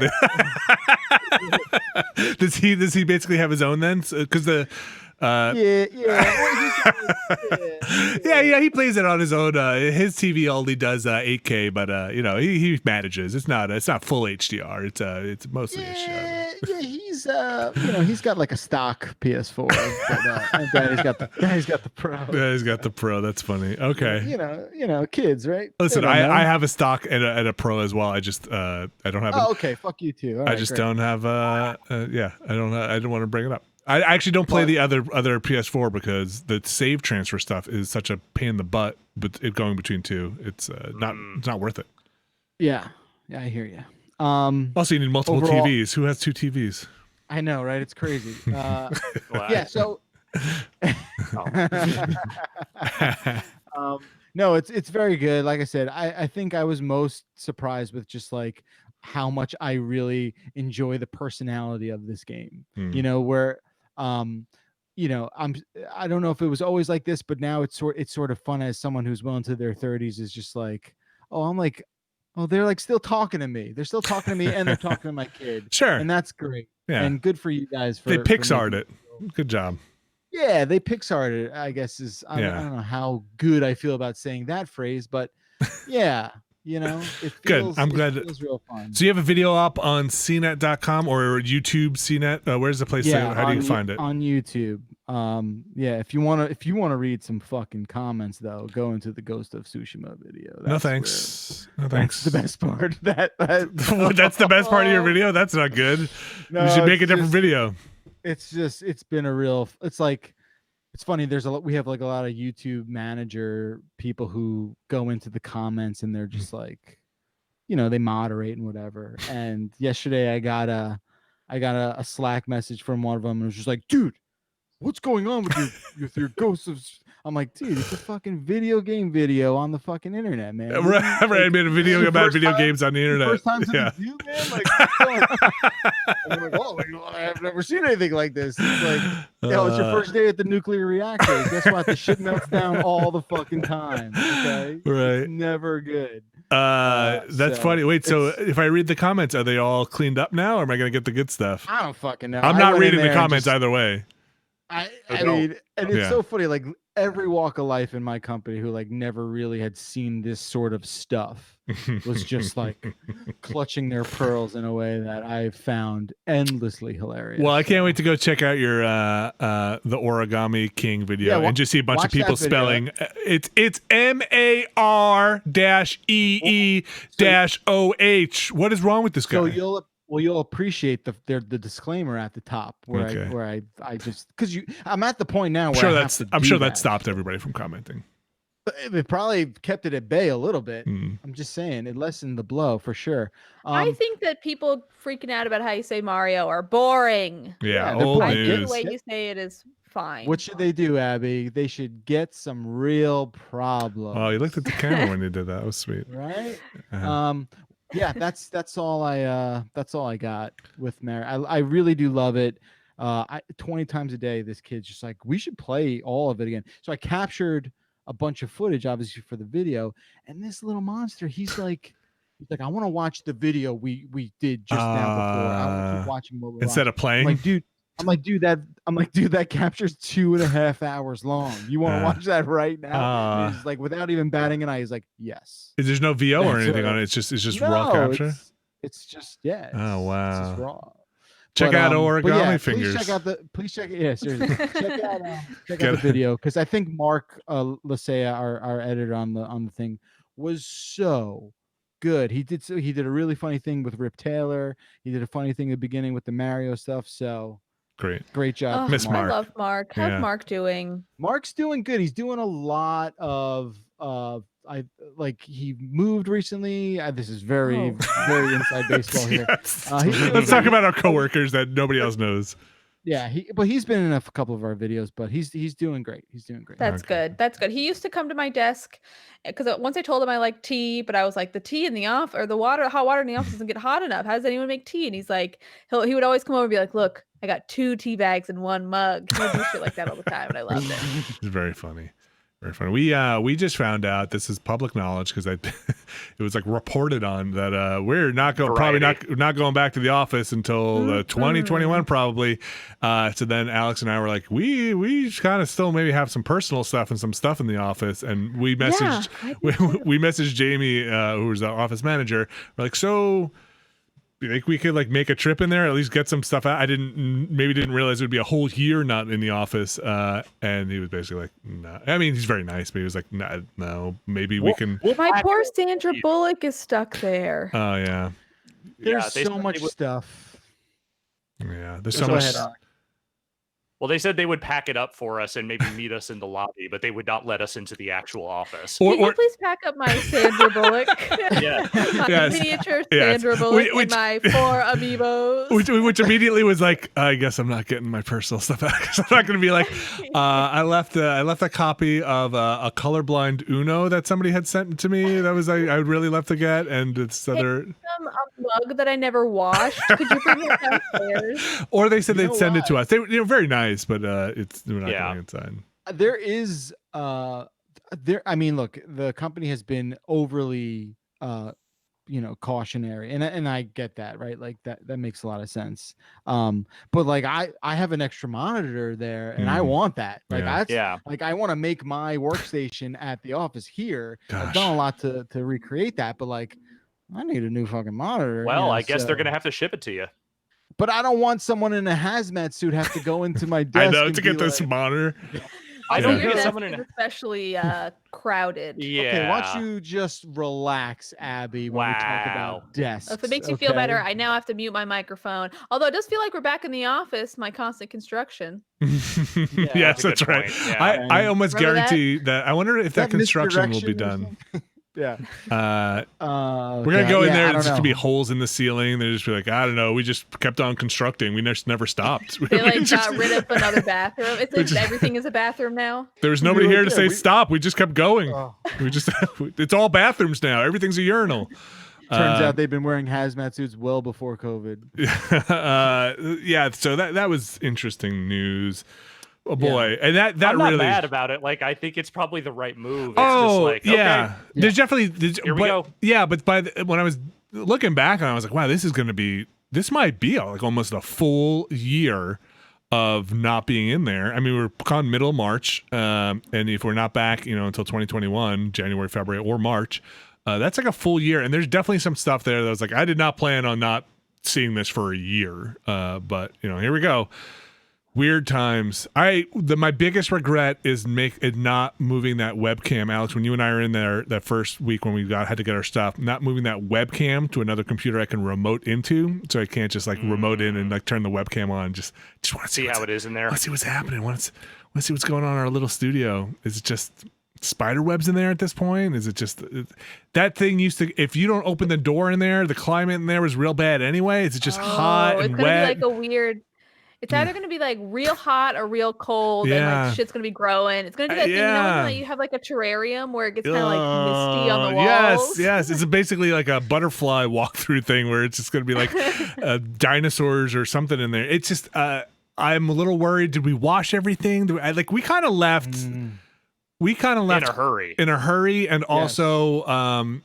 We didn't go back in right away. When we went in, Alex and I went in, it was kind of like a hit and run. Like we just got in there, we had our masks and our gloves on, kind of grabbed what we needed to grab and got out of there. I don't, if there are any coffee mugs in there, that is forfeit. That is gone now. That is I'm going to say by this point, it's looking like the sub basement from the Colony and Aliens in there right now. It is just, it's a lot of stuff on the walls that you don't want to touch. Yeah. Or it's basically The Last of Us. Yeah, exactly. That's what I was gonna say. All the offices in The Last of Us. Yeah, I should have left a good note and a combination to the safe. We're leaving. They're making us leave. Pandemic's hitting. Yeah, the safe code is my favorite level in Mass Effect. Right, like I really should have just scrawled something on the wall that said, "Who's the real monster?" Flip. Who's the real monster? Yep. And then the combination to the safe is the time code for the runtime of the last Mass Effect, and then you have to watch the whole thing. So, what I was thinking? Okay, this is just stupid aside, but I left my blanket. Remember my CBS blanket? I'll never see that again. Oh yeah, that's gone. That's the mom. Yeah, we're gonna get that one. Or maybe everybody was like, I don't want this anymore. Maybe you'll have your pick. Well, if and when we ever go back. That's a fun little aside. Is that it for video games?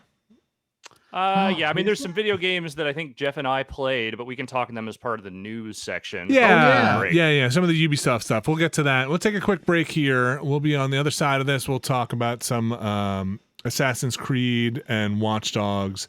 I'd like to hear what you guys think. And then we'll get to the rest of the news. But for now, I'll play this music. We'll be back in about 5 minutes-ish for those watching live. Here it goes.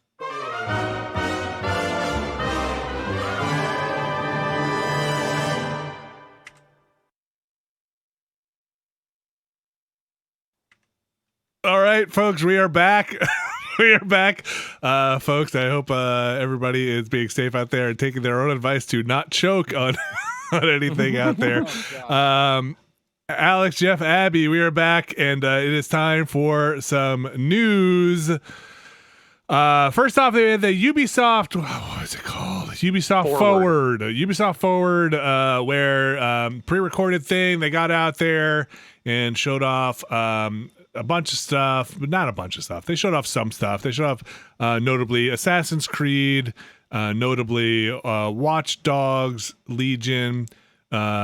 There's a little trailer for Far Cry. Notably did not address at all any of the allegations, the raft of pretty serious harassment allegations that have been brought up over the last, 3 or 4 weeks. They had gotten up before that and put a statement out, which I didn't know until we started recording, basically saying, hey, we're not going to talk about this because it's pre-recorded. That's not a good reason. No, I'd say the more likely reason is there are going to be people watching this who have no idea what's going on with this company. So let's make sure they continue to not know what's going on with this company. That sounds more like the real reason. Yeah, that's disappointing. But Alex, you did play some, not during this clearly, but you have played some Assassin's Creed Valhalla. What do you think? Jeff, just real quick, you did the Watch Dogs demo, right? I played Watch Dogs. Yeah. Okay, so we'll talk about that one together. But cool. I did also play Assassin's Creed. It was about a 3-hour demo. No idea where in the timeline of the game it is, but it was one particular region that I could run around and do some quests in. It is the current Assassin's Creed games. Like, it is a continuation of those. It is leaning even heavier on the sort of action RPG stuff that they've been going for. There was a limited selection of weapons I could use. It was like a couple of different axes and then like a flail type thing. And it was a couple, like there was a raid on a castle. There was a section where I was like going to a wedding that was like more of like a conversational hanging out with characters kind of section. And then I kind of ran around the open world as well. What would you like to know about it? Okay, because I can answer specific questions. Yeah, but it's Vikings, right? It's Vikings, yes. It is Vikings in it's Vikings in ancient England. So you are settlers from Norway that have come to England. The Saxons are largely the population there. Some of them really don't like that the Vikings are showing up. Some of them are a little more amenable to working together. So there's a lot of like, in a way, it sort of reminded me a little bit of the conflict in Assassin's Creed Origins, which is to say that there are Greeks and there are Romans that are sort of like settling there and are part of like, kind of are a presence in ancient Egypt. But then there's also the native Egyptian population, and they're kind of reconciling the fact that like there are these other cultures that are hanging out here as well. So what is when you say settlers, are are you coming to settle? Like what is the kind of combat? Is it I'm on the defensive here?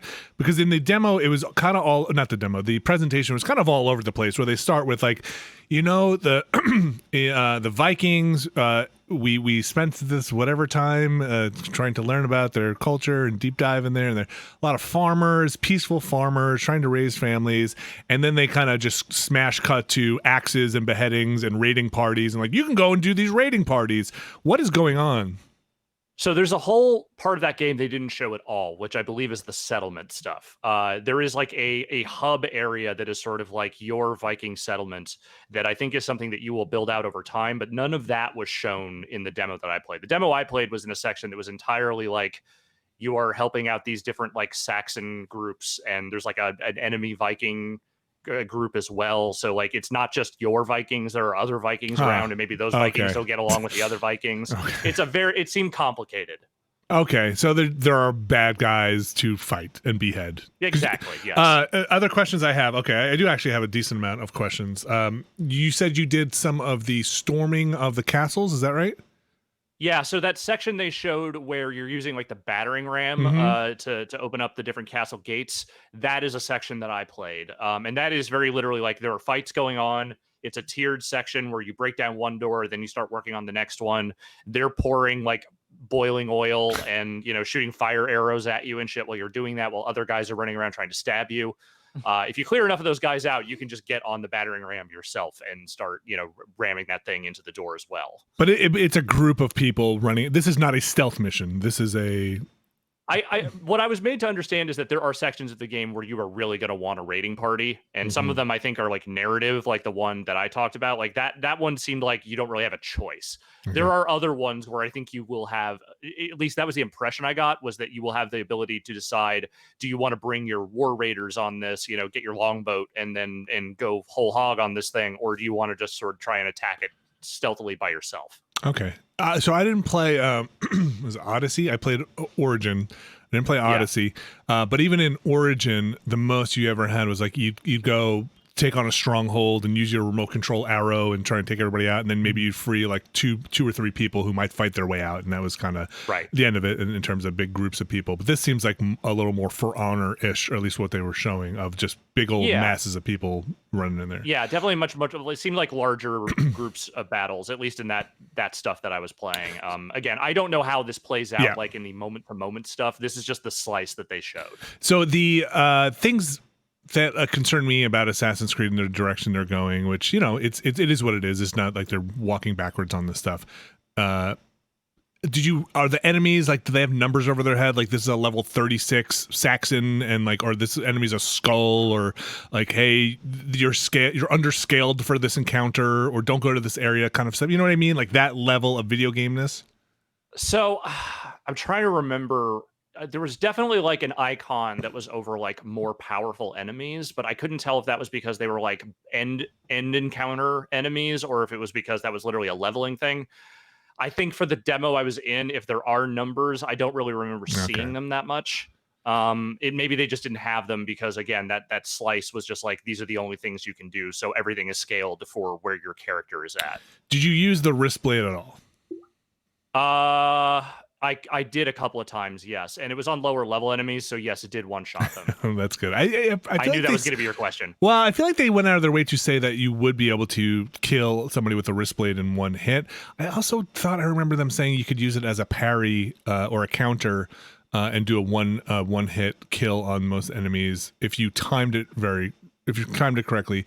I don't know if you saw any of that, because again, there also could be a skill tree involved in the game, which I assume there is, right? I did. Yeah, there is definitely a skill tree. I didn't really do very much with it in my time with it. But there is totally a skill tree. So the only thing I saw that was new was that when I got to at the end of that castle encounter, there was a boss, and I had to like climb up a castle to go and get to him. Mm-hmm. And so I could have just like run straight at him and had like a normal fight. But also, if you get up there unnoticed, you can kind of walk up over like a rope over him, and then if you do a stealth assassination, there's a timed button press. It's like literally like one of those circles that sort of closes in. And so if you do it just right, you can take a huge chunk of his health off. But not one hit kill. Not, I mean, he's too strong, I think, for that. But like, you can do serious damage with that if you time it just right. Okay. Well, listen, the games are different now. Video games are different now. They are. Did you get any? What's that? Did you get any purple loot? Did you get any colored loot that? I don't really remember seeing much loot. I think either that stuff, what I was gathering wasn't noteworthy, or I maybe they had that turned off and you just weren't gathering new weapons or anything during that. But I don't remember seeing much. But I'm pretty sure that stuff is still in there. Did you get some kind of dart or dust or item that would make the enemies fight each other?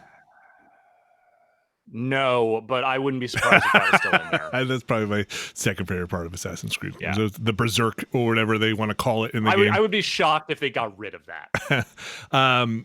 Okay, I mean, I know you didn't play a ton of it, so it's but it sounds like it plays a lot like Origins and Odyssey. I saw from the thing they showed, seemed like maybe they incorporated even more of the Odyssey dialogue tree stuff. Did you find any of that to be interesting, where you're actually choosing dialogue?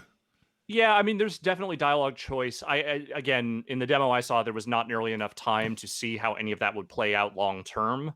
But like, there was a section where I was helping this Saxon dude who was essentially, I guess the rightful king of the region. If that's, I don't know enough about the actual history of that stuff to know the specifics of it. But like, there's a point where you beat that boss, and then it's like you have the choice to just straight up execute that guy, but the Saxon dude doesn't want you to because that's not their way. It's not, the Christian way. Yeah. And then I opted to be like, nah, fuck it, and just beheaded him. And then he got kind of mad. But then, like, I also went to not the beheaded guy, the other guy. Not the beheaded guy, okay. But like, and he didn't really bring it up after that. So I'm not really sure what the long term on that is. That worked out.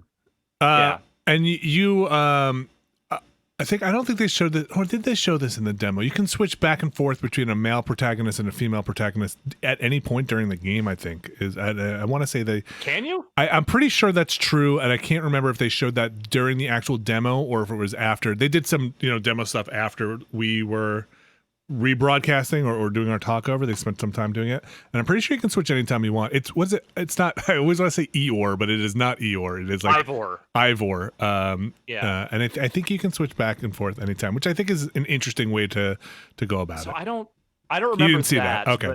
So I did switch, but it was after I'm trying to remember if it was the demo crashed or if it was just a rebooted section. I think because there was one time the demo crashed. I mean, a pre-release game, not surprised by that. But I think I started out as woman Ivor, and then I switched over to man.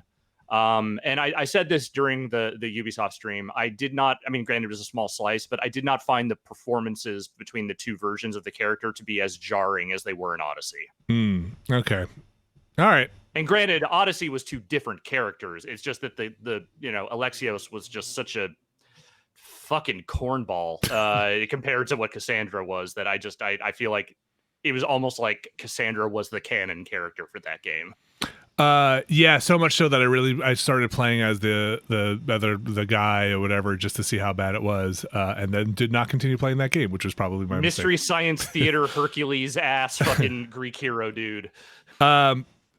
So yeah, I think a lot of my other questions will just have to be answered in the long term. Like, where's the story go? Like, what is this thing?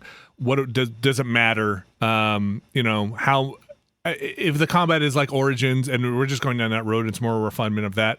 I mean, I'm still interested in it, and it is kind of like you were saying about Tsushima. At some point, some of those games just become turn your brain off and go clear the area and collect things and enjoy the axes and the throwing axes and the suspend your disbelief and just go have some weird raiding fun adventures. Yeah. I don't know. I again, it's not enough to make any real determinations about that game or its quality, but if you liked the direction these games are going in, this feels like it is continuing on in that direction. That's the vibe I got. Yeah, I think. And I know that's not as much what you're looking for. No, it's fine. No, personally. Listen, I understand that formula. There's a reason why I stopped playing those games. It was getting stale. Right. It was getting, what are you going to do? Just keep doing that same thing over and over again? Like the answer is yes. In 6 or 7 years, they will reboot it in another way. It's odd to me that they continue to use the Assassin's Creed name. They could have just very easily did some spin-off, like whatever. It's an extremely they're not popular assassins franchise. anymore. It's just, right. It's an extremely popular franchise. Let's just call this something else now. Yeah. Nope. We have brand identity. We have brand awareness. We're not fucking that up. So yeah, I get it. I think the most surprising or the least surprising thing was how least surprising it was. It looks very much in that vein. Watch Dogs Legion. They showed this with a very stylistic trailer, which I guess was the art direction was done by the person who did Spider-Verse. Was what I thought I saw some people saying. Which is cool. I love that movie. One of my favorite movies of all time. Makes a little more sense. Very stylistic. Very tonally. I don't know. All over the place. Just in terms of that kind of flavor thing, and then kind of showing the game, which seems. They kind of almost showed like a silly demo during the press conference. Like, this is how goofy this world can be. What did you think playing it? What's the tone like when you're actually in it? Can I just butt in real quick? Yeah. I did not watch any of the Ubisoft stuff. What was the Ubisoft stuff? What we played? It was some of the stuff we played and a little bit more of a window into some of the villain characters than that demo we played got. Like, there's really only one of the main villains that shows up in that demo we played. But they showed more of the other ones, including the gangster boss who is apparently turning people into slaves, which is fucking great. Okay. That was not in the demo I played. No? Okay. No, they didn't show that part. So this is when is this taking place? Do we have like a near future year on this? The terrifyingly near future. Okay, great. 20XX. And this takes place in London particularly, or is it okay? Yeah, it's London. So what both of you think? Well, Backlar, let's go to you. What do you think? Yeah. You played some of it. So just real quick, like I want to just talk about like the experience of doing it all. The Parsec. The tech. Yeah, it was done through Parsec and basically a Discord server, and it was really good. Okay. I was very impressed with I guess first and foremost how much better I thought the Parsec experience was as compared to like a Stadia or a streaming kind of thing. So we should say, for people who don't know, Parsec is not a platform or anything. It is basically it's like a virtual machine. It's I think it's just remote desktop. I think it's a remote desktop service that allows you to take control of somebody else's PC and with low latency and pretty decent video. And we should also state, probably the same for you, Backler. I know it was for you, Alex, that the person hosting the game was near. It was a kind of a local thing, right? I don't know if that was the same for you. I assume it was. I think the demoist I had for the demoist. So the demoists were not developers. They were hired people for this particular presentation. But the demoist I had for Watch Dogs, I think, was in Montreal. But the one that I had for Assassin's Creed was in New York. Was in New York. Yeah, okay. I want to say they said North Carolina for me, but they did mention Montreal. Anyway. Yeah, they were East Coast at the very least. Yeah. So good experience. The experience was really good. It was just a little surreal because you're in this Discord channel, and it sort of felt like I was. It was almost like I was in an amusement park, because it was like everyone like, okay, the announcements that were being made like in the Discord server felt like we were all like virtually queuing up in some sort of like ride. I don't know. It was just a very surreal experience. So you were in a group you were in a group Discord? Well, we were in a group, and then they sort of sectioned off everyone. Oh, okay. And sent you away with a demoist and sort of. That's it was just like, man, we went from like 1999 to 2020 real quick. It felt like in that sort of overnight thing. If you think about how that would have happened in person, that is like Same the analog. thing. Yeah, you would have queued up, and then somebody would have been like, "Hey, I'm 100%. I'm Jill. I'll be your person. Give you the demo and come have a seat." Right, but like the incredible expense that was avoided by doing this leads me to believe that like maybe they'll. I think this might be it. We'll see. Look, like, yeah. I'm not saying we're never going to do another in-person demo, No, but I have a feeling like for stuff that they don't necessarily want to go spend a bunch of money renting a space in a major city for, that's it. maybe this will become a new normal. It just makes. Or maybe I'll sense. become a demoist. I mean, that's just like that seems like a cool thing. Yeah, I'm still Jury's still out on that word. Anyway, I feel like a demoist should like knock down walls and like demolysis. Yeah, It looks too Demolitionist. close to. It looks too close to demoist, which I'm not into. which is the town in Michigan. Anyway, So tell me about the so- actual game. So the this game, I didn't play the second Watch Dogs. Mhm. I Right? did, and I only played a little of the first one.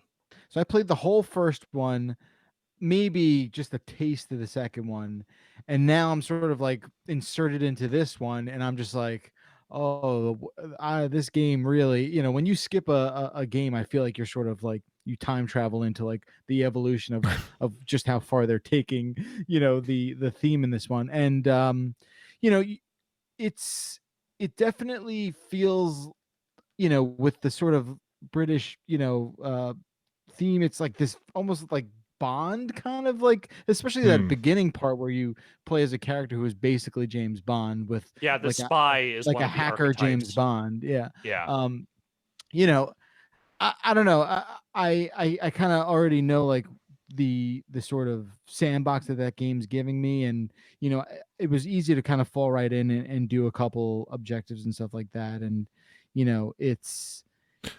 there was something, I guess, for me that felt a little disappointing, that not a lot had moved on from like the old, like, oh, you're just sort of like playing leapfrog from surveillance camera to surveillance camera, and that's still how you're sort of digesting this whole world With each character, or is it because I thought the whole point was each character will have different specialties, so one might do the security camera thing and one might have a wrench that opens gas lines. They do all have their own specialties, but at the same time, they all got cell phones. Oh, and they're all pretty good at hacking? Like on a base level, at least? Okay. Yeah. Can I ask a question, Jeff, about the kind of, before you get too deep into the details, when in the demo you played, and Alex too, I'm assuming it was the same demo, I know the tone of this game is supposed to be decentralized and there are all these people you can recruit to the cause, but there is a central character, right? Is there a main protagonist that you are going back to? So you are bouncing around from all these people? Yeah, there's no one protagonist. I didn't do so. Did you do that? What do you mean? In the demo, like, did you bounce around? Because I bounced around to like 5 or 6 different characters over the course of the thing. I only played as one person the whole time. Maybe you played it wrong. Yeah, probably. I also played it for like half the time that they gave us, because I was like, all right, it's been 2 hours, guys. I gotta wow. take a walk. It was like a 3.5 hour demo. Okay. So I'm misunderstanding. So it is basically decentralized to the point where I kind of was I really thought I just said this, but I thought you would play as Alex Mason. I can't remember all the Alexes in video games. From the original Watch Dogs. Me. And then Alex Navarro. You don't play as Alex Navarro recruiting the first couple of people, and then they go on a mission, and then you come back and play as that person again? So there are, I think, some central characters that are like the core group of DedSec, including the sassy AI robot who talks to you a lot. But they are not, like, I don't think they're playable, or at least they weren't in what we played. Okay, interesting. I guess. And so... sorry, Jeff. On the person you played, they were the spy. Aiden Pierce, that was I guess, in the beginning, and then it person. sort of led into a cutscene. Yeah, it leaps you forward. And leaps you forward in the game. And I don't know if it's like the next scene, but it definitely leaps you forward. The person I was playing as was this sort of like hooded person, right? In a hoodie. Yeah, he was like wearing a hoodie, trying to like disguise himself. I think that might have been, there's a hacker and there's a street artist, and they both had hoodies on, I think. And those were maybe, I definitely tried one of those. Did you play as Banksy? Yeah, you are Banks. The whole game is figuring out who in fact Banksy is, and it turns out we are all Banksy. Oh, that's a shame. I fucking knew it. I've been tagging subway stations and walls for ages. Yeah. Well, that was because you are Banksy as well. Yeah, I know. So it's it was tough to really feel, or at least draw tangible differences between what I remember Watch Dogs being and what this is. The gunplay was a little wobbly. Again, we're streaming, so I can't assign all of that characterization to the experience I play, because you just never know until you have the final thing. But yeah, I mean, for the most part, I think I think I thought going in like, oh, this whole like, not a cyberpunk London, but like definitely leaning into a lot of that stuff where it is basically like hacker street artist, Versus police state. versus right is like going to be this thing. And, that can make you roll your eyes a little bit. But I also thought some of the personality that they give London with like the little detailing of like the surveillance and that kind of stuff, some of that was a little intriguing. Maybe not enough time to really unpack all of it and what it means, but I'm not totally dismissive of what I played. Yeah. No, okay, fair enough. That's kind of how I. That's kind of how I came away from it too. Yeah. There's like the first game was deathly serious to the point of just being comical, whereas the second game was just comical, like intentionally. This one feels like it's trying to thread a needle between those two, and I'm not really sure how well that's working, because you get that like really dire police state, fucking, like criminal corruption, fucking literally turning people into slaves, like and all that shit, juxtaposed against a sarcastic AI that's just like, dry British humor joking through every fucking mission that you do. Like all of that stuff together feels very weird. Like it has this, I don't know, it's like Adam Sandler's Children of Men. I don't know how to describe it. It's just like, it just doesn't, the two things don't necessarily feel like they align in a way that it feels quite right. That could, okay, so Adam Sandler was just the first comedian that came to mind. That's not actually it what could it either is, be, it could be but it could be very serious and very, we could have the Punch Drunk Love, or what's the one where he's the jeweler? Uncut Gems version, or we can have what is it, the one of the adults or the kid, whatever. You can have it in water, grown-ups version of that. Oh, So the thing, I feel like in that, Alex, so you played as multiple people. If one of your recruits doesn't make it or gets killed, is it video game style, you just try again, or do you have to go recruit somebody else? And like, we feel bad because this recruit who was not ready to go up against an armed military force, and we sent them out with a handbag or something, went out there and tried to, like, the grandma went out there and just got shot. Like, is there any kind of like, oops, maybe next time? That's not the tone they struck when stuff like that would happen. So I didn't have any characters just like perma-die on me. I'm not even really sure that's a thing you can have happen. They can get arrested and they can get injured, in which case they are unavailable for a set amount of time. Okay. And then you just would pick another character and then go at it again. There are certain story-based objectives where you're recruiting someone specifically for the narrative, where if you fail that, it just resets you to a checkpoint. So you have to do this thing. Okay. You have to do that with them. Yeah. All right. I think because it could be more interesting if, like, if they're accountable for the body count, right? Like, oh, you're recruiting these people, you should take it kind of seriously because, their life is in your hands, instead of, no consequence for going out there, because the whole thing is recruit anybody, right? Which is also a little silly of of change somebody's mind because, I don't know, you found their wallet or their wristwatch, or it's maybe slightly more complicated than that, because like, you are like, similar to how you do in the other Watch Dogs games, anytime you pass someone on the street or see anyone, you can scan them, you can kind of get a sense of who they are and some basic details about them.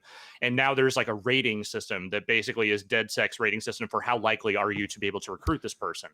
And so if the rating is low, you may have to do more than one recruitment mission for them, which usually involves like something a little more involved than just finding their wallet. Like, it's you. I was being facetious, but yes. Yeah. But yeah, the one I remember doing was that I had to break into one of the PMC group's facilities and like destroy some data using a spider bot or something for them. And that was a spy character that I recruited. Cool. Okay, this is not a question that I think either of you can answer, but is there a fail state where your recruits are all in jail, or like you're just out of care? Like they've lost? No idea. Didn't happen to me, so I don't know. All right. Hey, there are questions like that in the structure of this game that I'm curious about. Not necessarily the gameplay as much, but like the ambition with the game is where I think I'm most curious of how that all shakes out. I mean, it sounds like you spent the full time in there. I did. Al, right? So yeah, I left like 10 minutes early, but not more than that. It just seems like there is still so much to kind of. I just sort of kind of brute forced my way through as much as I could do. and avoiding the recruiting and that kind of stuff, and it was just like, I want to see what a mission is. I want to see, what the moment to moment sort of stuff is. But there still feels like there's a lot of stuff there that needs, a little more fleshing out. Not fleshing out that the game needs more work, but just for me to understand what's out there as options. Yeah, and I don't plans fully like that. understand the scope of that thing yet. Yeah. Like, I don't know what the variety of voice actors, like, when are you going to start Right. hearing the repeats and the archetypes? Like, when are you going to, and really, I don't know, like, what the thrust of the story is beyond, well, there's these bad guys, they run London, you should take them down. There isn't really, I didn't get a great sense of what the story was beyond that. I'm going to bring down the system by playing as if you can recruit everybody. Hopefully there's a limited number of people. I'm going to get all of London in jail to overwhelm the prison system by failing every mission. And then eventually we will just destroy it from the inside out because we will bankrupt the entire city because everyone will have been a protester. Okay. I would actively love to know if there is a hard limit for the number of prisoners you can have recruited at once, because I know some people, the first thing they're going to do is they're going to see how far up against that limit they can get. Of course. If especially if it's just like if everybody's a named character and they're not just randomized, but they might be, they might just be generated per the game. I'm sorry, they might just be generated per the game. Okay. I'm trying to think of any other questions, but like I said, most of my stuff is mechanical and kind of more in the context of what are we doing here, not necessarily about the.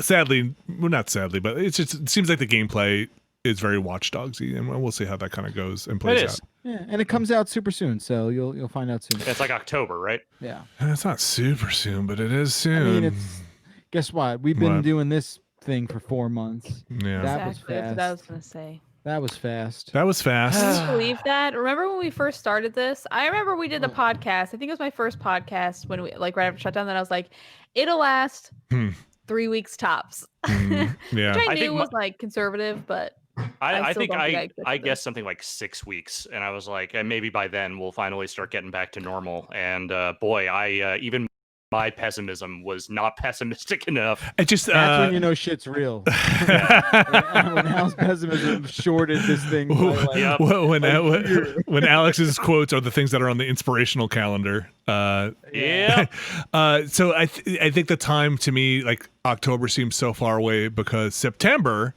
is like a month and a half away, and I still don't know what the hell is going to happen with my kids going to school. I feel like we'll be days up to them being like, "Huh? Are we doing anything? What's going on here?" What bothers me is all, and again, we're really getting inside baseball. But what bothers me is all the surveys that are going out. Like, I don't know if this is what's happening in your neck of the woods, but like for me, they're like, hey, how do you feel about like I don't know, just like letting everyone sort of just put bubbles on and do that. What if everybody wearing a giant hamster ball and they kind of just roll around from class to class? We got them. We got this box if you're down for the human hamster ball, and then check this box if you just want to do Zoom lessons. On a scale of 1 to 5, if we just kind of put the sprinkler system on the entire time, interested or not very interested, slightly interested, we give everybody scuba equipment and fill the whole school with Purell. Is that okay? Is that we could do that? See if you're just gonna teach. You just want to kind of give up on your career because maybe you could just do that. I know it's very complicated. Yeah, because it's seriously like, man, sorry to. You know what?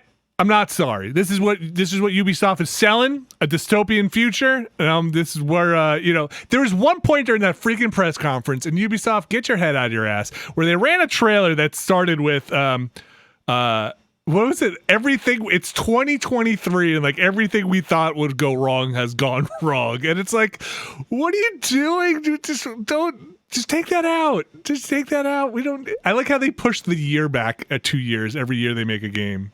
It's 2012. Everything's a shit show. No, 2014. Everything's a shit show. So weird. That company is so weird. You realized it's a good bet that everything will be bad. The only problem I have with it is them just making their stances of like we don't make political games, and it's like fuck you. Like okay, Dan Reichert. All right. That's the Ubisoft stuff. There was some other stuff there. You can go check it out if you want to rewatch us talking over it.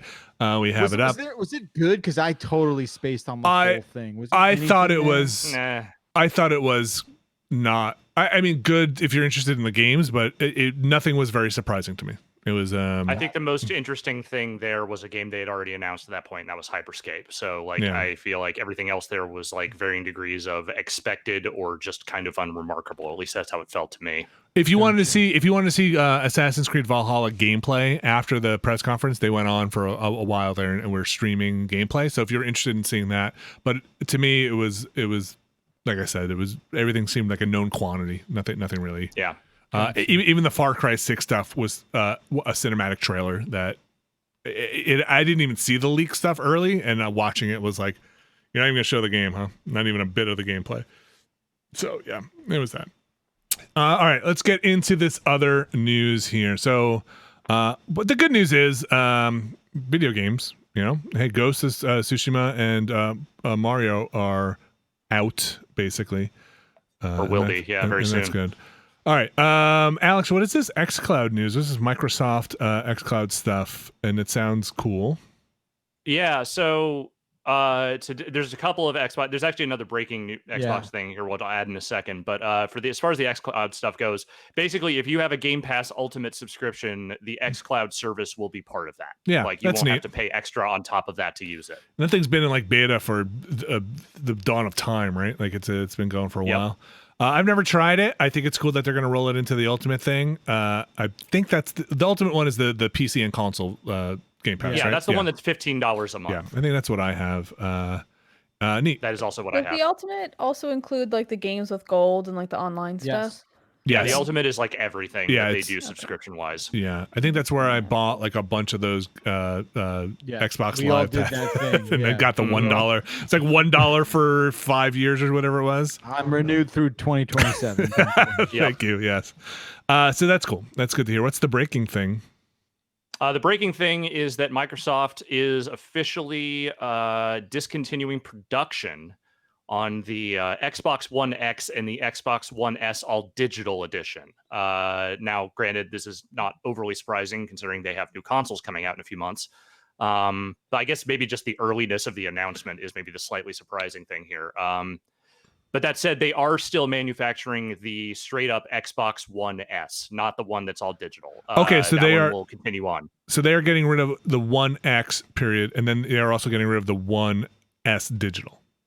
Yes, So the those One two X are entirely, going to okay. be- yeah. Is there a One X digital, or no, they never made that? No, Okay. not that I'm aware of. Did they say when they are stopping production, or they just said it is planned in the near future? Sorry, I know this is happening kind of now. I believe it is like at this point they have basically stopped. Oh wow. Okay. Wait, they're getting rid of the One X? Yes, they are. They are no longer going to be Isn't that their like manufacturing those. main one? I mean, I guess it's just making it versus selling it, but isn't that like their main console? Like, I are they bet still they have making the enough. Xbox One?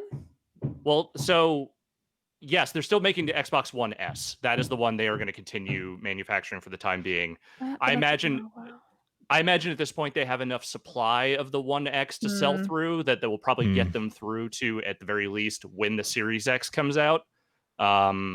Like it doesn't mean that they're just going to disappear from stores right now. It just means that they are no longer going to be making them in factories. It is a little weird that that's the one that they but I guess that's also going to be the closest one or closer one to the next gen one.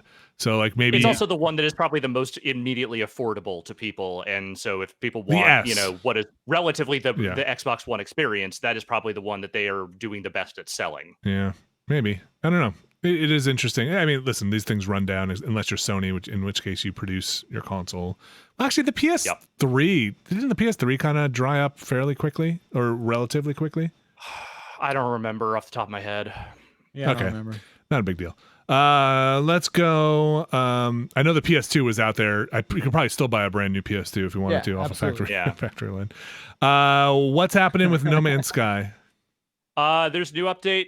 Desolation is the new update patch, and it adds some haunted ass freighters. If you're thinking there was maybe not enough space horror in No Man's Sky, here's a bunch of freighters that have rogue AI and pulsing wet alien goo and other things that are unpleasant to walk through in a haunted ass spaceship. Dead Space. Yeah, I wouldn't. I mean, I don't think you're using razor blades to take down horrible abominations of human flesh, but Is your wife there? That's what I want. not that I saw. I don't know. I don't have a wife in No Man's Sky yet. I can't believe they're still making stuff for that game. It apparently still has a pretty active community. I check in on it every now and again, but I'm not an active player of that game. But every time I do check in on it, it seems like they have added a bunch of shit. I can't wait till that game becomes just basically like some, I don't know, like a match 3 game, and and then they say like, now it's finally the game we meant for it to be. Like they go so long on it where they're like, this was our vision, really. In the end, all the other stuff was nonsense. I need to go back into it. I saw some of the footage from that thing, and it looks good. Yeah, I haven't they've touched done it a lot of work on that game. Yeah. Maybe fun group stream. Get back into No Man's Sky. We Abby, were you here when we did the No Man's Sky group stuff? I think so. Okay. Well, when there was the update. Yeah, Okay. I think you There came was, in the update. Okay. Yeah, you started, I think, right around the time that first big update came out, if I remember I think correctly. I was here for a bit. I don't think I was that Maybe. new at that point. I think I was here I don't for know. at least a couple years. I don't remember time anymore. No, what is time? I know. Like, been in this situation for like what, 4 months, 6 months? Yeah. Well, it's longer than that. 1,000 years. Yeah, 5,000 years. Speaking of years, you might not have to spend years if you have slow internet to get Flight Simulator in Europe or some territories because, Alex. Yeah, so Microsoft, Flight Simulator is apparently coming out, I think, in August. I believe that's right. And, you know, it's a large game. I think it's like an 80 or 90 gig download if you end up getting it. But they are doing a physical edition in some regions, I think largely Europe, and it is a 10 DVD disc set that still requires some stuff to be downloaded when you run it. Should But also, at the same time, I want to say it's still kind of cool. 10 double-sided DVDs. So really? yeah, oh yeah. So yeah. aren't those like the super confusing ones where you're like, which side is which? Yes, unless they label them, which it's hard to do on a double-sided DVD.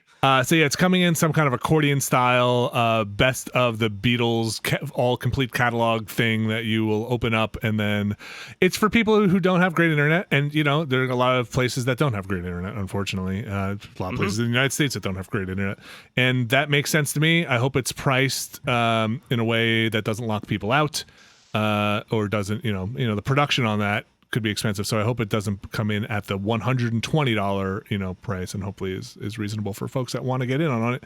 That game, I'm very curious about it, man. That thing looks, I want to say it looks cool as hell. It looks really neat. It does. I think it does look cool. So you still need to have an internet connection. You still need to patch the game apparently once you get it. Clearly not download 90 gigs of data, or hopefully not download 90 gigs of data.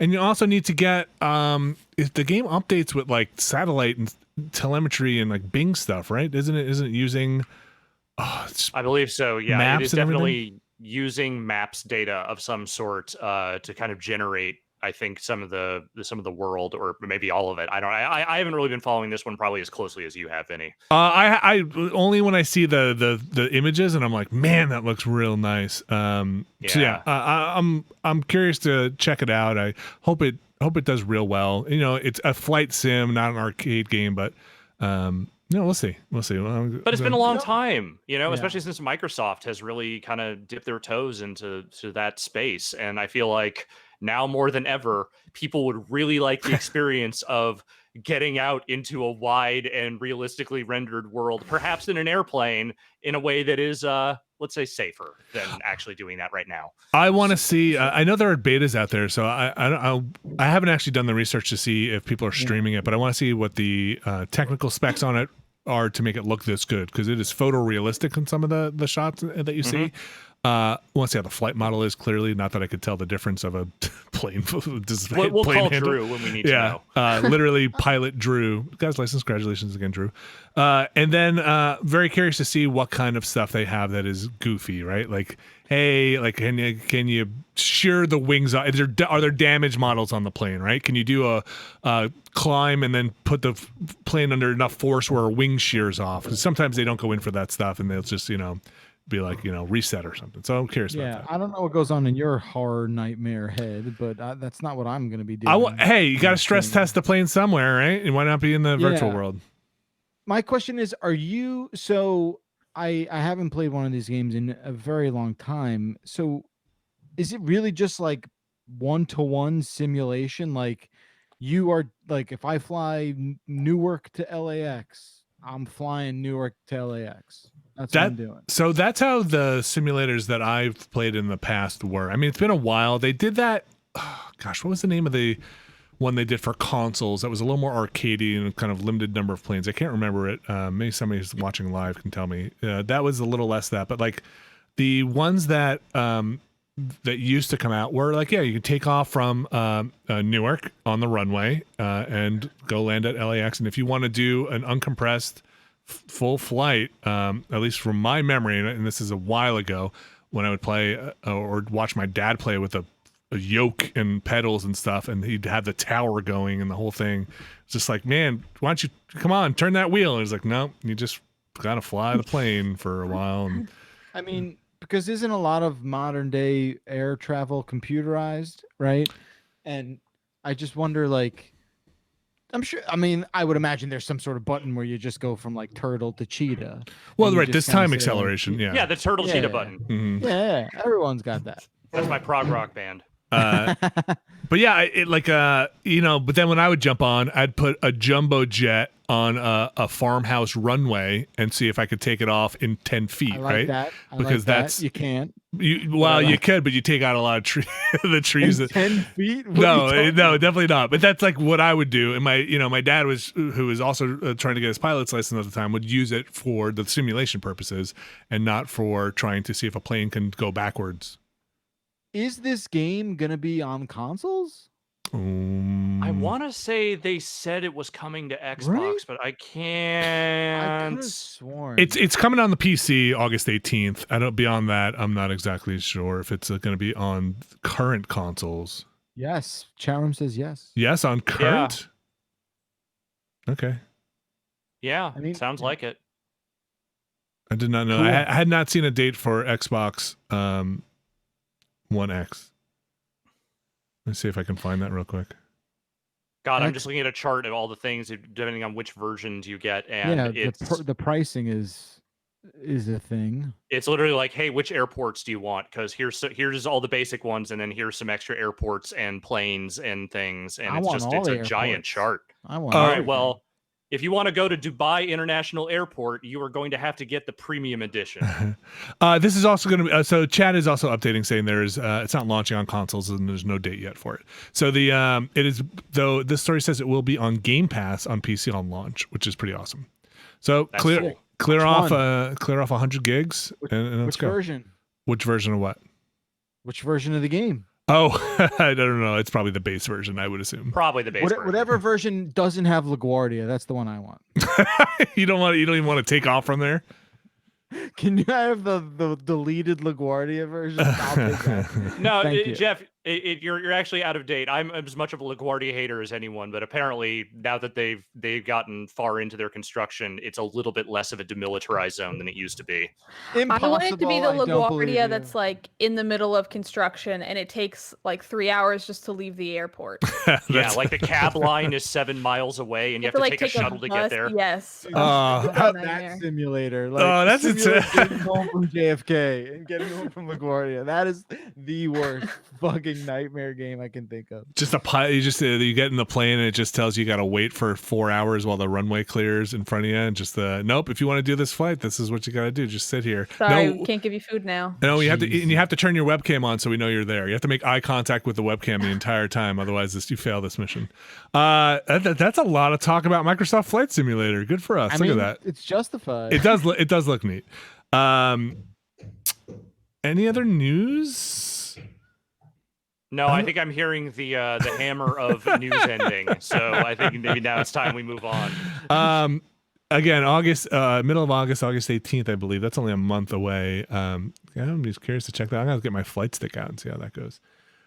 All right, that's gonna take us in the emails. We're gonna take another quick break here, and this one will be a shorty. and we'll be back in a few minutes. Stay tuned for the emails. We'll be right back.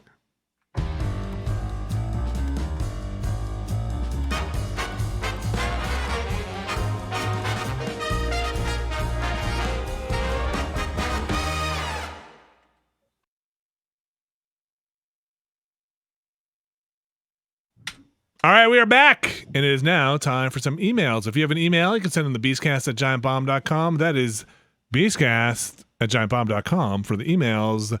Abby Russell, what do we have in the email department? Oakley dokley, Oh, Alex. wow. Will you read Nope. this one? Can someone? I just switched screens, so I'll take the next one. Okay. Jeff, will you read this one from Nick, please? Sure. Hey everyone, my question is, how do you handle feeling the need to be on all the time given your job? Is this a learned skill or is this something you struggle with? Are there ever days you feel like you just can't handle streaming or podcasting? I know for me, having anxiety disorder, there are often days when I am doing everything I can to hold myself together. And that's even before factoring in current events and everything happening in the world of games these days. But having a relatively non-public facing job, I've always wondered how public facing people such as yourselves handle this. Oh, Well- a nice short question. Great. What's Yeah. that? That's sarcasm. Nice short question. Nice easy one to answer. Nice short one to answer. Jeff, what do you got? I'll say this. I think now where it's much less infrequent for me personally, where it's only a couple times a week, I don't struggle with it as much. But when I used to do a podcast every day for a half hour to an hour a day, I found that to be taxing. But I don't know. I for me, I just, and it's going to vary by every person and your personality and what you're going through. And there's obviously days where I remember being in a very bad mood or something else in your life is going on. And for me, I kind of like manipulated it in a way where it's like, well, at least this 90 minutes is going to be fun and happy. So enjoy that and do that. And that's sort of what got me through it a lot. My co-host over the years when I was doing that podcast had similar issues. One of them would go to some pretty upsetting places, perhaps. I don't mean to laugh, but there's a couple things that just sort of triggered in my head that I remember where it was just like very awful tension and stuff that came out during the show. But overall, I think, for me personally, and it's a very personal thing, but it's the story's going to change depending on who you talk to, but that's how I personally dealt with it. Yeah, I think for me sometimes I feel similar where it's like, well, if things are shit, it's a good distraction maybe. But I also think I do think in some ways, like being on is maybe a weird way to describe it. But I think that there is like a skill to being able to talk and be entertaining on like a podcast or a stream or something. And I think sometimes it is just like, well, it's my job. I got to do my job. I'm going to make the best of it and hope my real life doesn't seep through too much. And I think sometimes you see it and sometimes you don't. And sometimes, but I think for the most part also I think that you are much more hyper aware of how you're feeling and what's going on than the audience is. I think the audience is pretty much going to assume things are fine and That's a good good point. until you prove otherwise. And even if things are Yeah. maybe a little off, they probably won't even notice. Yeah, for me, it was very much an adjustment and took a long time for me to ever actually get fully comfortable with the idea of being in front of a camera all the time or, talking to a camera or microphone. I kind of threw myself into it when I started at GameSpot, and I don't think I did a bad job, but at the same time, it was stressful because I did, there was trying to figure out that balance of like how on am I versus like how natural am I being in front of this, and how like what am I presenting to the world, and that stuff was like kind of nerve wracking, especially before I had kind of learned about my own anxiety disorders and really started to actually work on ways to treat that. These days, like I feel like I can kind of slip in and out of it when necessary, like when I'm on, stream or whatever. Like I'm not putting up like an artifice, but at the same time, there's a version of me that you're getting on a podcast that is maybe not just the version of me that is fucking moping around on my couch when I'm not at work, And like I've gotten good at jumping back and forth between that, but at the same time, there are things about my life that I think are maybe thrown a little bit out of balance by nature of what I do. Like I don't go out and socialize that much. And granted, I'm not the most outward, extrovert person in the world, but like when I'm done with work and I'm done being in front of a camera or a microphone, kind of the last thing in the world I want to do is go to like socialize with people. I just kind of want to go crawl into my apartment and lay on my couch and not talk to anyone, which is maybe not the best way of dealing with it, but it is just sort of the way that I deal with it. And that is a thing I'm always kind of trying to find the right balance between, like, hey, can I have like a personal social life outside of work while also trying to maintain the amount of energy that I need to do the work well? I think for me, it's just it just depends what's outside of my comfort zone. Like there's plenty of stuff we have to do that is very uncomfortable, super serious sometimes, and like very important topics we get into or have to talk about that I'm not comfortable talking about at all, that I feel are necessary to talk about, and those days are really tough.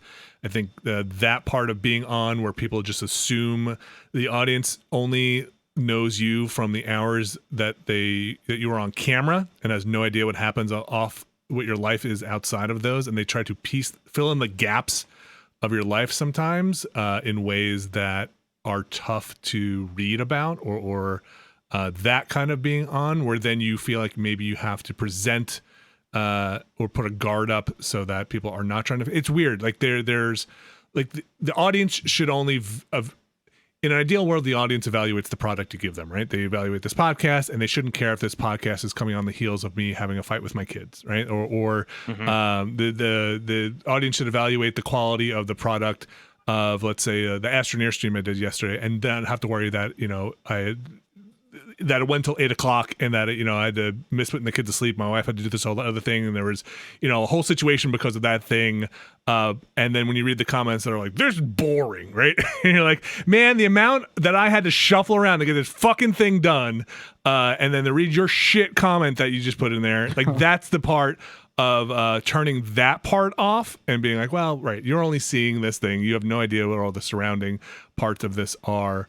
That's the harder part for me. And that has a lot to do also currently with the situation where I at least had some time to reflect on what we had to do for a day before we did it. And then a lot of times people are, what do they do all day? What do they even do all day?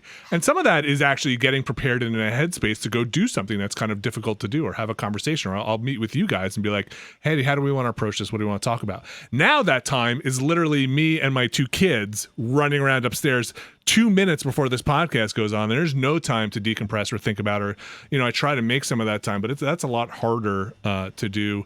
And I think the being on all the time is almost easier now than trying to find the time to be off. Like there used to be time in my life to just be off, and now it just feels like that time is gone. Like there's not a lot of solo time. And that's pretty hard. And sometimes this is the easier thing. Like sometimes going on here, if it's a comfortable thing, or if there are days when the podcast is easier than other days, or the stream is easier, it's a lot of fun, and that's fun. That's when the job is really fun. And sometimes there are days when the job is a lot of work and really hard. So I think it really varies for me. I don't know. The answer was kind of rambling, but that's my 2 cents. Fair enough. Okay. Okay, moving along. Alex, are you ready? I'm ready. To take this one from Lucas? Sure thing. Lucas says, hi. My girlfriend started to leave the washing machine open after it finishes because she claims the excess water becomes stinky after several days. This is true. To me, it is absurd because we are going to put the detergent anyway the next time we are washing our clothes, and it won't matter. She got mad at me. Am I the crazy one? Is this just am I the asshole? Are we just doing am I the asshole? Okay,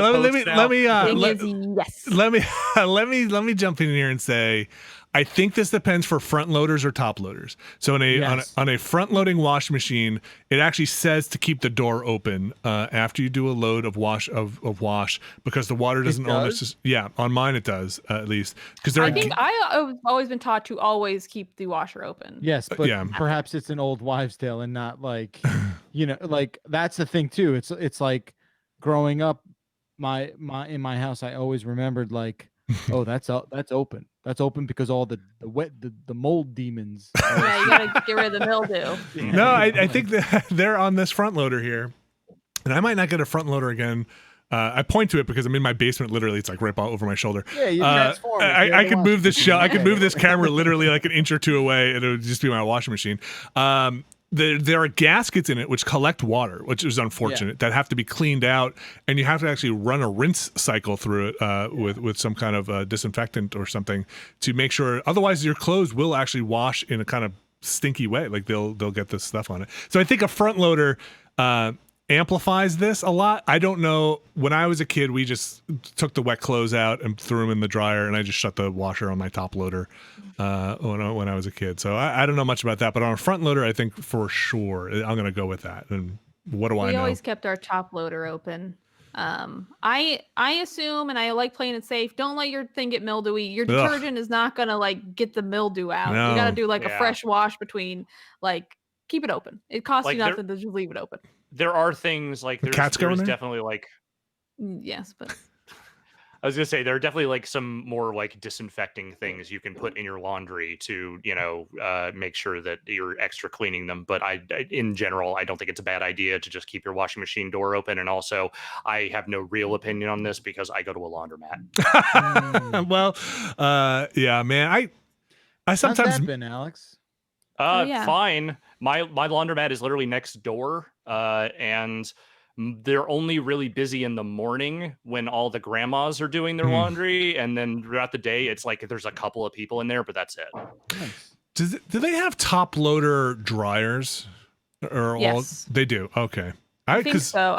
I don't know. I was like, my mom just got new stuff, and I was like, I'm pretty sure her dryer's a top loader, but actually, I don't think that's true. So I'm not sure. I don't know if I've ever seen one. Iron needs gravity, so yeah, I think maybe I'm completely wrong there. Okay, just to me, it's like they yeah, can't tumble as effectively if they're going like a cotton candy machine. Right? Yeah, like they need to be. Because I don't know. This is all fucking hearsay and nonsense. That's what I'm thinking. I'm sure that they have one, but I don't know it. So I want to pick up the wet laundry from the washer. I want the doors to open, opposite, so I can pick up the wet laundry from the top loader, move it over to the dryer, and just drop it. Because I hate dropping a wet thing, like a wet sock, on the floor. It's compromised. Does that need to go back in the wash? Like when you throw it in the garbage. Throw it right in the garbage. So here's the thing: if it's like a sock, if it's like a sock, I'm willing to let it go. If it's something more substantial than that, and it's on the floor for more than a second, then yeah, it's compromised. It needs to go back in the laundry. Just throw that right in the dryer. I throw it in the dryer. The dryer just turn the heat up a little bit. Scrub up whatever nasty things on the floor before I toss it in. Yeah, nice. Okay, all right. Yeah, like especially down here in the basement, like where it's just a concrete floor. I'm like, oh man, this sock now, this should go back in the wash. But we're just going in. Hopefully the heat's high enough. Let's just go for it. Also, we have the what are the dryer anti-static balls that go in the dryer thing. Do you guys use any? I don't like those sheets. I don't like those Febreze things. No, dryer sheets are supposedly bad, right? Because I don't know. I never liked them. Comes off of them, right? I don't know. I don't put anything in the dryer but those little fuzzy balls and my fuzzy balls. Fuzzy balls. I do the dryer sheets, but most of the time I just do nothing and just have it be static. I'm so far away from a laundromat, Alex, that I actually got a little nostalgic for it when you were talking about it. And I know I would hate to have to go. I hated it at the time so much. If I didn't have to walk literally one building over, I would definitely hate it a lot more than I do. But it is next door. It is like I'm walking into my own basement. I kind of like the smell of a laundromat. Speaking of, my laundry is in my basement, and it was like a thing where like the first year and a half I lived here, I had to go to a laundromat, and then one day they just slipped a thing under our doors, be like, "Here's a laundry card for the laundry machine we just installed." They didn't give us any heads up or warning. It was just like suddenly we had a laundry room. That's cool. How much does it cost? Your laundry. The laundry. Yeah, is it free? It's not free. No, it's not free. So it's like I think $1.75 for a wash, and I think about the same for a dry. It's like around there. Okay, that seems reasonable. Like I feel like that's It's like I feel like when I was like 10 years ago when I was using a laundromat. That's not that long ago. 5 years ago, like $1.50. And then if you get the big dryer, it's a little more for like the $2 dryer because the extra large. Okay, dryer. so mine is definitely more expensive than that, but mine is also like a newer laundromat. Like it opened just in the last couple of years, and all the machines are new. So do they take quarters? Because I know there's like a coin shortage right now. They do take quarters. Yes. Is there a coin shortage? There's a coin shortage, from what I understand. Yeah. Oh, you didn't hear? It's a conspiracy. It's because of the 5G, eating the coins. Wait, why is there a coin shortage? Shouldn't there be a coin surplus? Or are they not Is this minting people because of the using less mint? cash, maybe? I don't know. Or is it It's the the Not government, sure. man. I'm They're not sure why. manufacturing this coin shortage so that we all just get on to, it's I actually don't understand the conspiracy at all. I just saw some people talking about it and it sounded really stupid. Oh, interesting. Maybe the mint's not running at full capacity because of the COVID stuff. I bet that's probably what it Yeah, is. that's interesting. You guys ever I been also to the just mint? think, Mint's like, cool. Yeah, the mint is cool. I've been Yeah. there. I think I went to some kind of money plant as a child in DC. Probably. Yeah, it's probably. They gave us shredded dollars, and I was like, "Whoa!" Try taping them was back it in, together. like a necklace or something, like that kind of thing. It's just they gave it to us in a little baggie, but I Yeah. could have made it into a necklace. That's interesting. I wonder if it'll affect my coin collecting at all. Oh, But boy. like, it does Tell make 'em now. sense that less coins are in circulation now, just because people are that much more, hesitant in using cash and money and coins, right? Like that would. But I don't know. Well, That's just what I don't know. the I first guess thing that I came to don't mind. know. Like a retail place, usually you bring the cash to the bank and you get the coin rolls and you just crack them open in the thing, and then I don't know. I don't, Sure, you could do that, but like, how many people do you do that? I'm not the best person to ask about that because maybe because as somebody who collects coins and enjoys coins, I have literally You coins. just go to the bank with a $10 bill, and you're like, I wonder what I'm gonna get today. I have coins in books in my house, so like that's a bad question to ask. But no, like when I used to work the register at places, you weren't relying on the customers necessarily for coins all the time. You seeded the register with the coins, and if nobody's coming, I don't know. Who knows? That's why they're conspiracy theories, right? Because they're super fun to just sit and speculate. Maybe it's because they can't suck the aluminum out of the air anymore to make the coins when they seed the clouds. We got one more question here, or is that it? Yeah, one more. Vinny, why don't you read this one from Chase? Sure will. Oh boy, I like this one. Hey everyone, how long after you complete a game do you delete it from your consoles? Personally, if a game does not have a multiplayer component in it, I immediately delete it after watching the final credits roll. That comes from Chase. Yeah, about 50% of the time I do that. Yeah. Do you okay? I only delete it when I'm like, oh shit, I'm downloading a new thing and I need space, and then I just delete like the thing that's like lowest on the list of like, well, I haven't played that in ages. Yeah, that's kind of the same way I am. Like the PS4 is the one I run into that the most on, and so the basic rule is if I have not touched this in a year and I'm not likely to do so, it's gone. I think if I saw credits and there's not really a DLC component coming down the line, that thing is pretty much on the chopping block. But like, what game is that? Like, what? Because if it's like, yeah, am I gonna delete Untitled Goose Game, all 5 megs of it? Like, I don't know, probably not. But like most games that are worth deleting on my system, either A, have some kind of season pass DLC hook in it to get you to keep going, or like The Last of Us 2, I might delete. Or I might go and do a New Game Plus because that seems kind of interesting. So like I'm not sure, but I don't. That's not one I might keep around because that's a very narrative focused game. But Spider-Man I kept on there for ages because of all the DLC that was coming out. Those whether I'm gonna play them or not. But so many games are not. God of War is one that I deleted pretty quickly after I finished it and kind of wrapped it all I deleted up. that one actually just last week when I was downloading Tsushima. Yeah. I think the bigger problem with me is like going through the list of games of like, am I going to get back into this one? Am I going to? I know. I have a Yeah, similar touch like this hemming one. and hawing of like, eventually I'll finish it, or eventually I'll keep playing it. Yeah. Play it Man. again. Then I just never do. I'm definitely It's still gonna go good. back in It's there. still good. Yeah, it's still good. I'm gonna get in there. The ones that are the really bad ones are on Steam pre-cloud save games that are still on there that I'm like, oh man, if I delete this, I'm gonna lose my save probably. Now I gotta go find out where the save game in. A while ago, I used a program that went through your Steam library and knew the location of the save games through whatever magic it had, in index, and would move and archive all your saves for Steam games to a drive so that I could safely delete them and keep them. Game Save Manager or something like that. I don't know if it's a virus at this point, so I'm not endorsing it, but I used it a while ago, pulled all those things so I could delete pre-cloud save games or in case my hard drive went. Why do I need those old saves? I don't know, but like, if we're ever gonna need them, this stupid job is gonna be the reason why, right? So like, I know this job really has made like the stupidest shit that's like, I'll never use this until like, actually, maybe I Right. will. yeah, right. Like, oh damn, do I have a wave bird? I guess I do. I'm glad I didn't dump that thing in the trash. So yeah. All right, is that it for the emails? I think that is it for the emails. We're over Yes, time. Look at sir. us. Look at us. That's going to do it for this week's show. Man, I'm in that zone. It's like just cool enough that I don't have the air conditioning on here and just hot enough where I'm sweating in the basement. And so usually when the AC's running, since all the, the central air in here was put in after the construction, it's all exposed and leaks the cold air down here, which is nice. But now I'm hot and gross. So I'm going to wrap this thing up. You're allowed. No, this is a family decision, Jeff. We have to have a meeting. Are we turning on the AC? Sorry, you have to consult the council. we have to go and get everybody involved and see if what is the temperature and is it above or below 78 degrees. Thank you very much, Alex Navarro. Thank you very much, Abby Russell. Abby, you are reclining into this chair in a way that is inspiring. Thank you very much, Jeff Bacalar. We programming note.